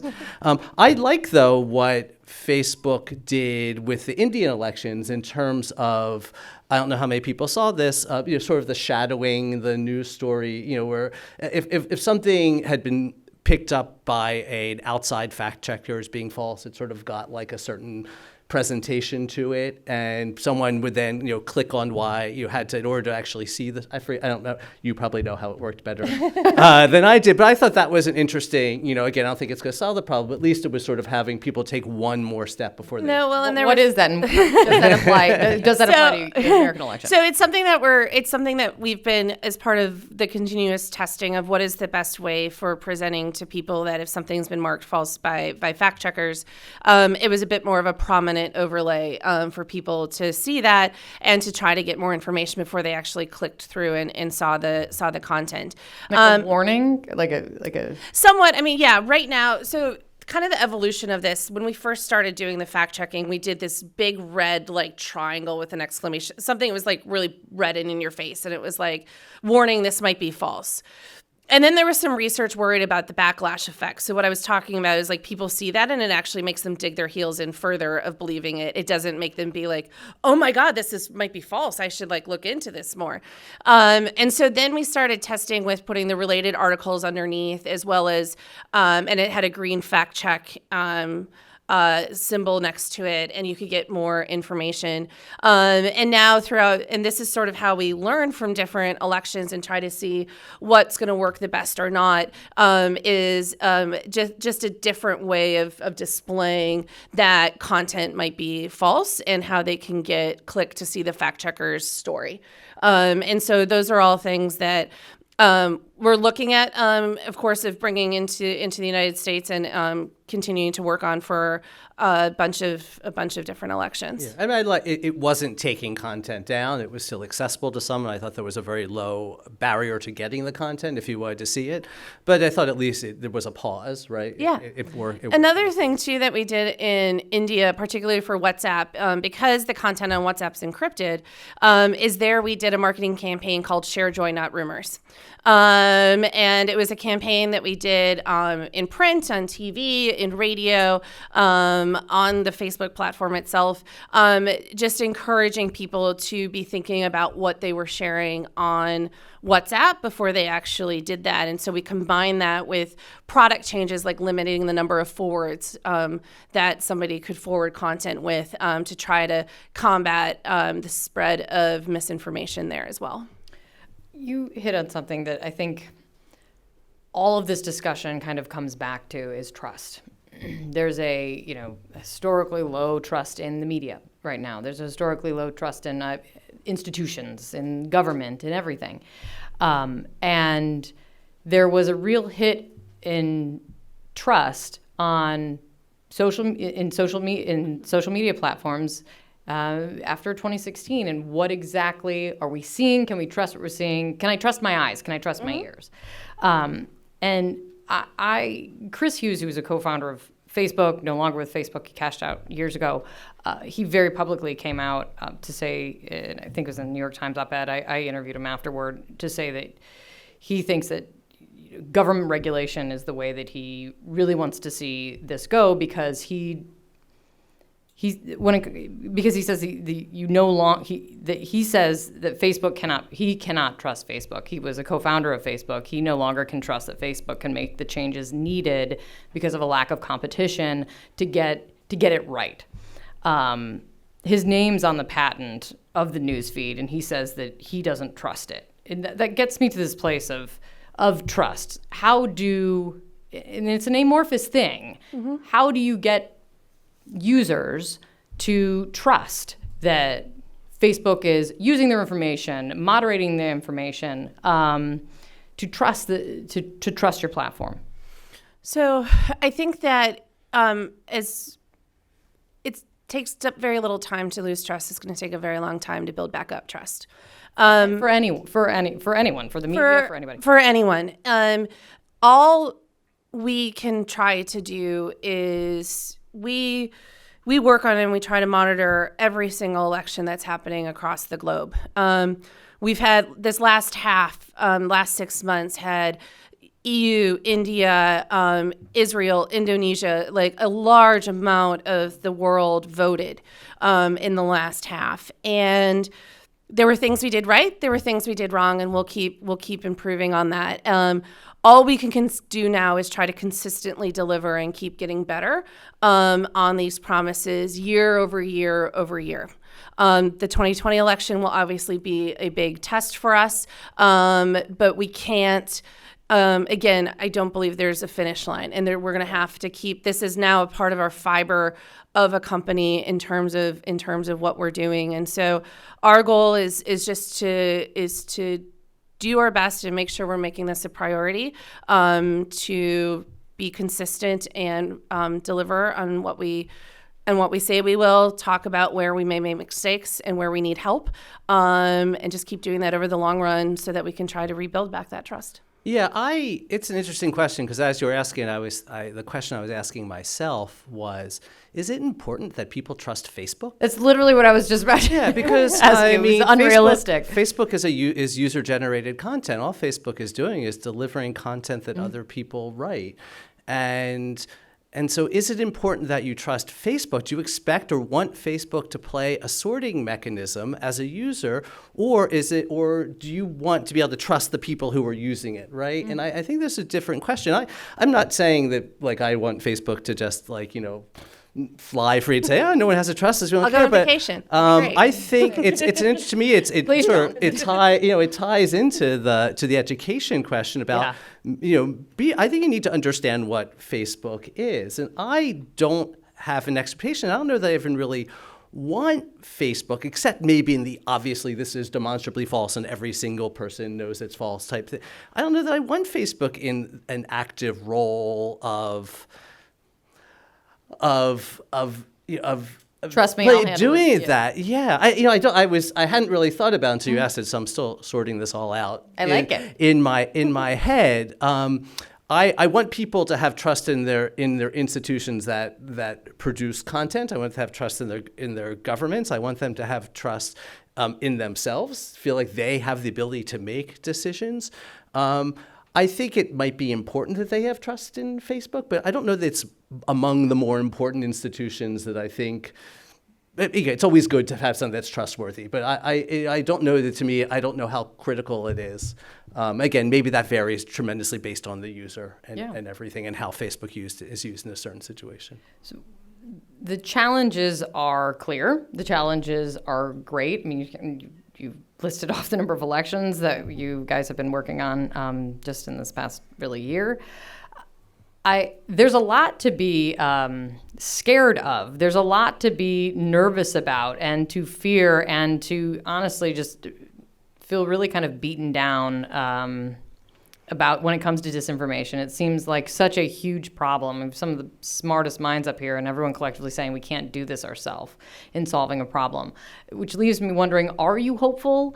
There might not be a finish line, but David, are you hopeful? Is this a solvable problem? Well, yeah, I can answer like a lawyer, right? I guess it depends how you define solvable, oh, right? Come on. I don't think we're ever good. I don't think it's at this moment in history, nor in any other moment of history, have we ever been able to say we're going to eliminate all false information or all false harmful information. So I don't think we're ever going to get to that point. I don't think we have the tools to do that. I think it involves too many impossible questions to get there along the way. But can we reach a point where we can use these tools, where we can some stable point where we feel like we can make good decisions? Not only that we ourselves can make good decisions, but we can trust that our stupid neighbors and our relatives and whatever don't like other people whose decisions we don't like, that at least even if we disagree with their decision, they made it in a good faith way. Mm-hmm. I hope we can get there. So, I am hopeful, as long as I think we define our goal as, I think, being something a little bit more realistic than ridding the world of false information. For me, it's going back to the equilibrium. I've been my first job here in DC was started in August of 2003, and Facebook didn't exist. And even then, there was a great thought of how great and how much of an equalizer the internet could potentially be in terms of helping people to come together around causes that they care about, a way for challenger candidates that would never be able to win an election otherwise to be able to get their message out to people and to be able to mobilize them. For local neighborhoods to be able to rally around something that they want to have happen in their neighborhood and be able to do that via the internet is something that I think still exists and is still happening. We just did not do enough jobs of thinking about how it was going to be weaponized and how the bad actors were going to exploit that. And so right now we are in a period of time where we are having to play catch up.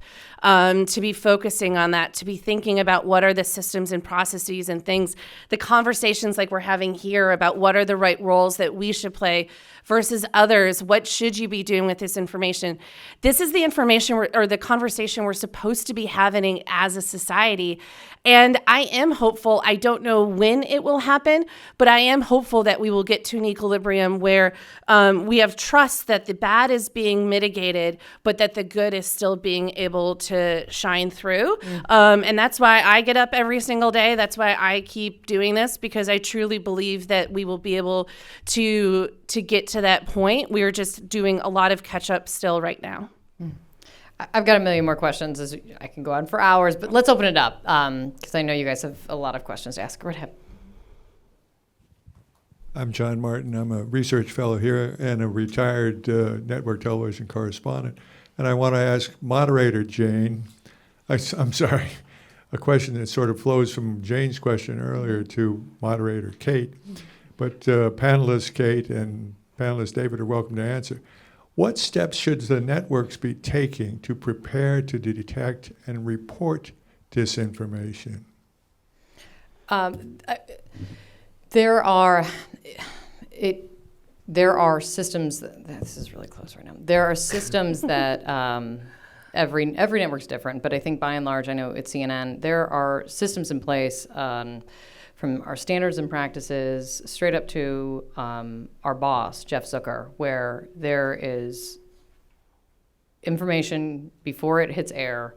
It was when you were a correspondent, but it would be when information before it hits air, there's a real conversation about what it is, what the source is. When it comes to video content or photos, images, audio content, there are, I would say, probably inadequate programs that we have to check the digital footprint, things that we were talking about, how to debunk a deep fake, but that's something that there's a lot of catch up when it comes to the direction that's going. But there are ways to the Nancy Pelosi video to figure that out, how that was modified, how images, especially how images are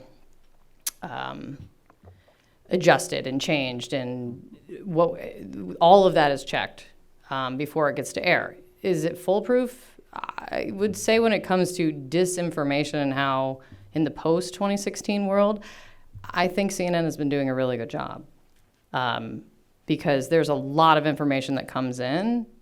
This is actually a conversation that I always have. I think we should talk about how much information comes in that we don't actually put out, because there is a whole slew of backstops and checks and groups of teams of people that are looking at it before it actually makes air. Sometimes, at a moment's notice, in the middle of the night.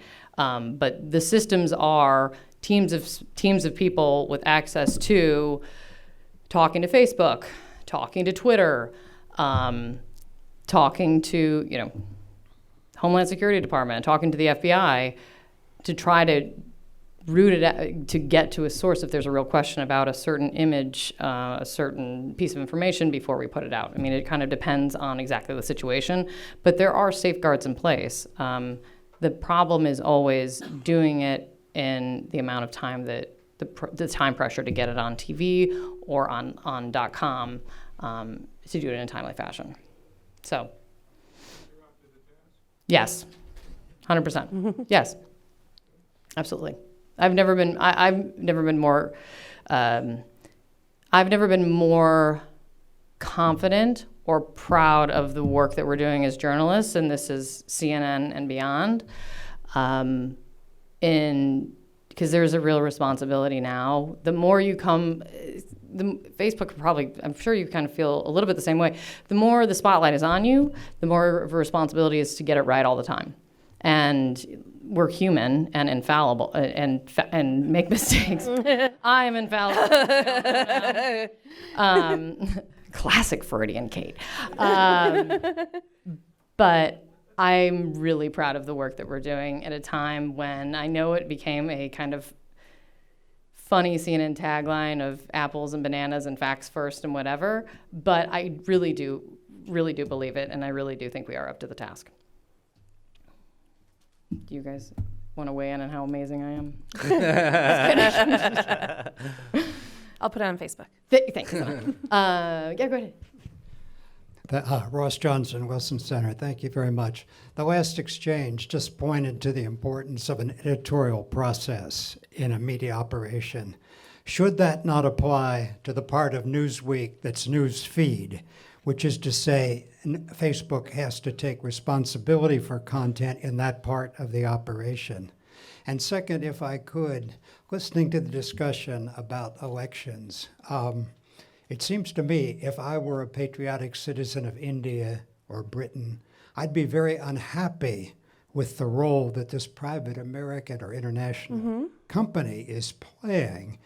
And if, I would want the Indian Electoral Commission or the equivalent in Britain or whatever it is to be setting the rules for Facebook or Twitter or the other social media in covering my election. Yeah. And okay, we know the Chinese have a solution to that and the Russians, but what's the solution in a democratic country? So we worked incredibly closely with the Indian Electoral Commission during that election. It started with a code of practice that us and some of the other social networks signed. That was in conjunction with the Electoral Commission about things that we would be doing. We briefed them on our ad transparency products and what we were doing, and in fact, adapted them because they're in India. In order to run any ad, they had to get it approved by the Electoral Commission and had to have a signed form from them. And so we made it so they were able to upload those forms and have those appear in the ad library. We also had the commission during our operation centers had a direct line to us. And so during particularly blackout periods, they would highlight to us ads or other things that they were seeing that they felt violated local law in that blackout. We would then take a look at those and then take the appropriate measures as need be. And we were very public about that partnership, and the Electoral Commission was as well. The other thing, too, is that it's very important on these elections, when I talked about those teams and those people, it is not just a bunch of people sitting here in the United States going and telling those countries, oh, here's what we're going to do. We have quite a few folks who are on the ground and have that local expertise. That's why working with civil society and others are very important. And the folks on my team come from those countries when they are working on those, and so that helps to build up the trust, and also for us to make sure that we have. The U.S. is actually the exception versus the rule in terms of how elections and how the electoral process really works, and so it's important to have that local expertise. I think in terms of the other part of your question, the responsibility question, I think, I think it might depend on sort of what you're considering to be news feed. If it's sort of the main page where people just get their stuff from their friends, which you could either set to, I forget, hot topic or most recent, whatever the settings are, as opposed to what Facebook, I think, used to do, which was actually suggest news articles to you, which was more of like a clipping service type thing. I don't think there should be a legal responsibility on Facebook or anybody to edit, to have an editorial layer. We don't have a legal responsibility for other news entities to have an editorial level. Many of them choose to have an editorial level for their own practices, but I certainly don't think we should impose that as a matter. So if by responsibility you meant legal duty, I think no. As in terms of an ethical duty, then yeah, maybe. I guess it sort of depends, I think, on specifically what they're trying to accomplish with the product and how what their expectations of their users are. Thank you. I'm Dave Rabinowitz. I'm retired. Oh, there you are. Thank you. But sharing on Facebook is not only very easy, but it's actively encouraged even when you're not logged into Facebook. I'm wondering if the amplification of misinformation could be slowed or reduced by making it a little more work to share. For example, adding a confirmation screen which asks, do you really want to share this under your name? That's interesting. We actually do that if something's been marked as false. So if something's been marked as false, first we send a notification to anybody who may have already shared it to let them know that it has been marked as false and to give them that information. And then if somebody goes and tries to share it afterwards because they go to that friend's profile and they happen to see it, there is a warning screen that says that this has been marked as false. Are you sure you want to share it? Now, the reason we still allow them to share it is some people might be sharing it to denounce it, to say that it is false, to give additional information. So we want to make sure that they have that ability to do that. But that is currently how the product works. Over there. You want to bring Mike here, and you go there, and you'll be next. Thank you. Thank you, Kate. Thank you, Katie and David. My name is Sarah Curran. I'm from the University of Washington. And I was in Myanmar doing a lot of the work in Myanmar. I've been thinking a lot about your team that you've built up over the last, since 2016, I guess. Mm-hmm. And thinking about whether you've encountered cases in which like the Myanmar case where Facebook was the internet for citizens in Myanmar, or cases where there is no independent media, there is no other, but Facebook is essentially the media force. And to what extent Facebook has a good heart-to-heart and says, you know what, we need to back out of here because you mean we like are shut too down powerful. completely? We are too powerful. We are too much of an influence in this place. Or how can, I mean, I guess what I'm pushing a bit back on is the regulation question. Competition, democracy is built on a fourth estate that is richly, diverse and has a very vibrant media landscape. And if Facebook is 50% of penetration in a place or more, and you don't have a government regulating it, and you don't want to be regulated, and you say you're not media, like what kind of special responsibility do you have? How do you do that? How do you self-regulate yourself? Yeah. Is that even possible? And that's really the question for David, is there are vulnerable populations in the world, poorly developed institutions for regulation. How, it's there. You're not just the free fall, everything. You can't be the goodness of everything, and you can't be just good people. Yeah. It's about institutions. So, yes, we face that in a lot of different ways, shapes, and forms. I think a couple of things. One, even in places where we may be the majority, like that's the majority of how people use the internet, what is actually on their news feed can potentially be diverse. And David mentioned about how in many of these places, this is the only outlet that opposition voices may potentially have in a country. Then comes the question of, okay, great, but they're not going to have the funds to run ads and to do all this stuff. And so they're going to run through the government will run through state-run media and other things, and they'll just overwhelm it. And so one of the things, for instance, that we've done with our ads transparency is while we do have an exception for news media in democratic places, if you are a place that is strictly state-owned media, but not in a way of like the BBC, but more you think about a Hungary, they are not exempt. So if they are trying to run ads directing people to news stories to their sites, they have to do that authorizations piece. They have to be transparent because we want to make it more transparent to people of what they are trying to do, who is seeing that content, et cetera. I think this is exactly the right conversation to be having, though, is that enough? I don't know if completely just pulling out and shutting down is the right answer to that. And I think we need to keep trying and thinking about different ways to find that right balance. Yeah, I would not want to see Facebook not present in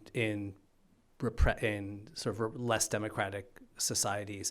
I think you all know this, but it became most sort of potent to me when I a few years ago represented a news entity that we would say from Kazakhstan, but they had been banished, exiled from Kazakhstan, and that the reporters who remained there had to report pseudonymously under threat of death. And the government had done a really good job of keeping their publication out of Kazakhstan, except Facebook. The only way they could get their news into the country was by publishing on Facebook, because apparently, had the government decided to ban Facebook, that the populace wouldn't have accepted that. I mean, and so to me, Facebook plays a tremendous role in giving in having people access to voices that are otherwise are banned from the countries. And certainly, and I don't think you were suggesting this, certainly I don't want a regulatory system where the regulator is completely not trustworthy, as it would be in a sort of repressive regime. I don't really want regulatory systems anywhere, and I certainly don't want them in regulations arising from a non-democratic body. So I do think that this is up to whatever, whether it's Facebook or whatever the private company is that finds itself in this role, to recognize it's playing this important role and to take some sort of ethical responsibility to do that.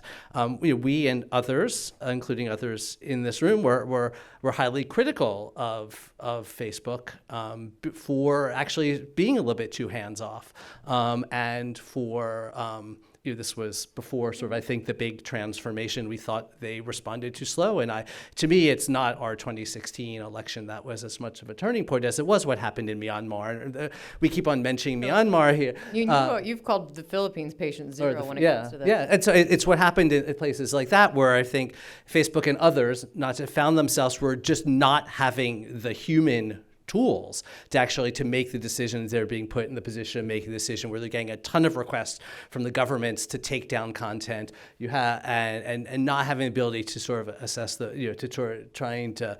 So I think I like what Facebook is trying to do now. I do think sort of recognizing that you are playing that role is an important thing. I don't know if I'm agreeing with you or disagreeing with you, Sarah.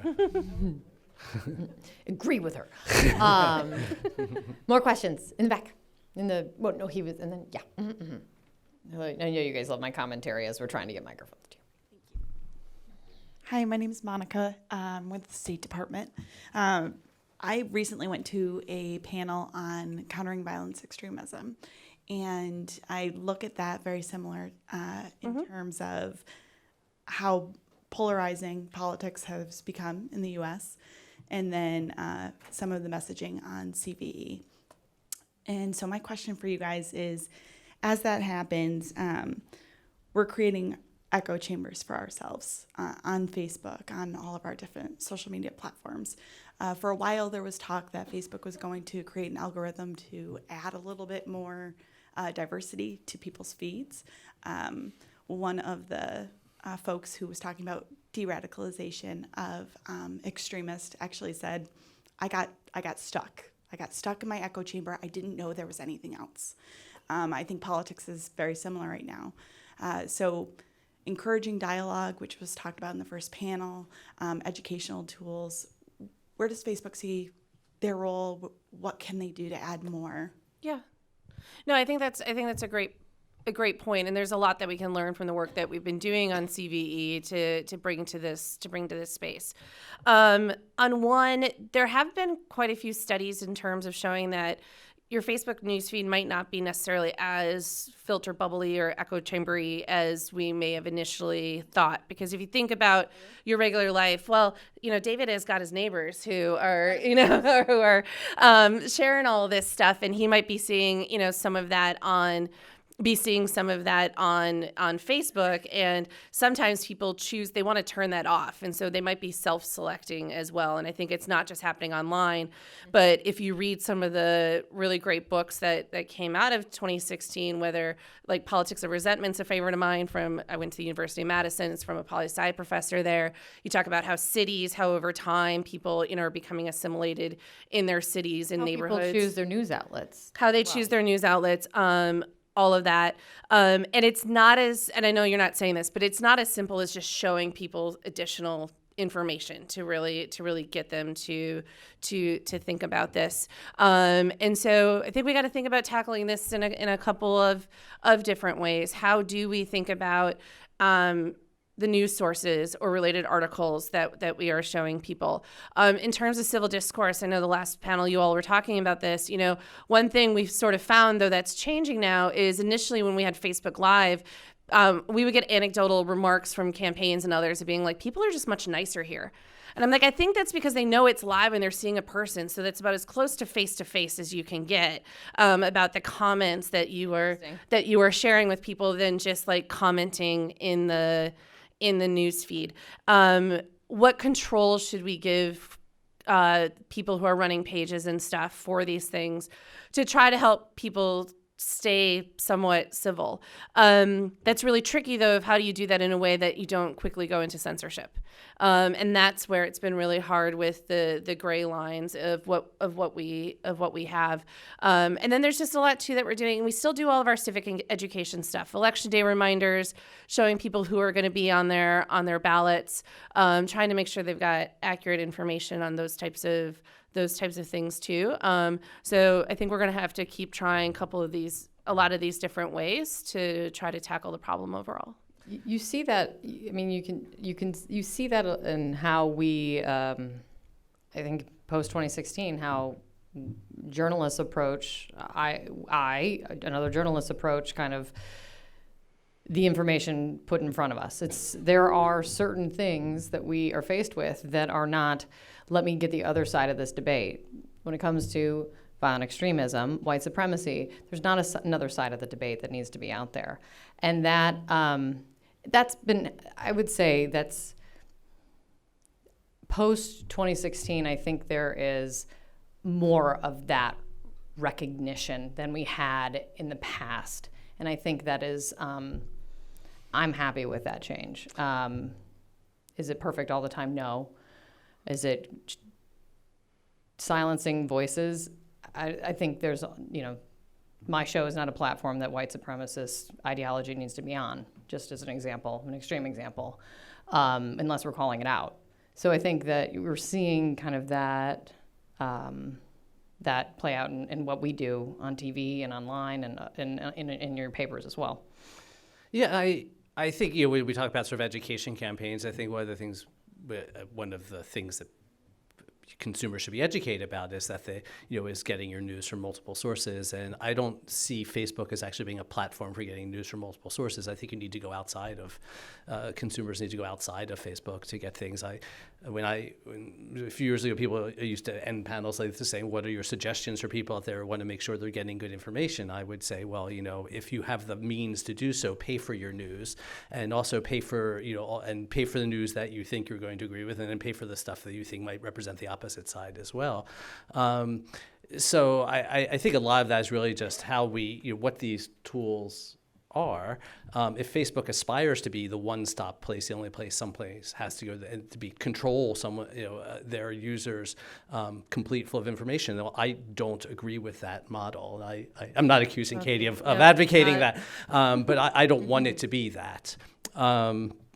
Just one thing about filter bubbles is that one of the great things about the internet is it has allowed people who had trouble finding community to find community around the world. And I just want to make sure in our justified sort of rush to get people out of their bubbles that we don't lose this sense of community, that there's something really valuable actually about people finding people who are experiencing the same things as them and maybe agreeing on things with them especially if their views are unpopular where they're located. So I think it's just another challenge. We're trying to develop these tools to sort of break out of things. That there's actually something really valuable about actually sort of finding your bubble sometimes. Thank you, guys. Katie, thank you so much. David, it's great to meet you. Thank you so much for being here. And thank you guys for your questions. Real quick, Meg King is going to come up to say goodbye. Hi, thank you all so much for being here. This is the first in a series of events, so stay tuned for a deeper dive in the fall and early 2020 for conversations about possible solutions. And if you'd like to learn more, look for a series of white papers detailing specific examples of disinformation problems and more history about the challenge on the Wilson Center website. And thanks to our partners for making today's discussion possible, including Facebook, the University of Washington, and the Carnegie Corporation. Thanks for coming.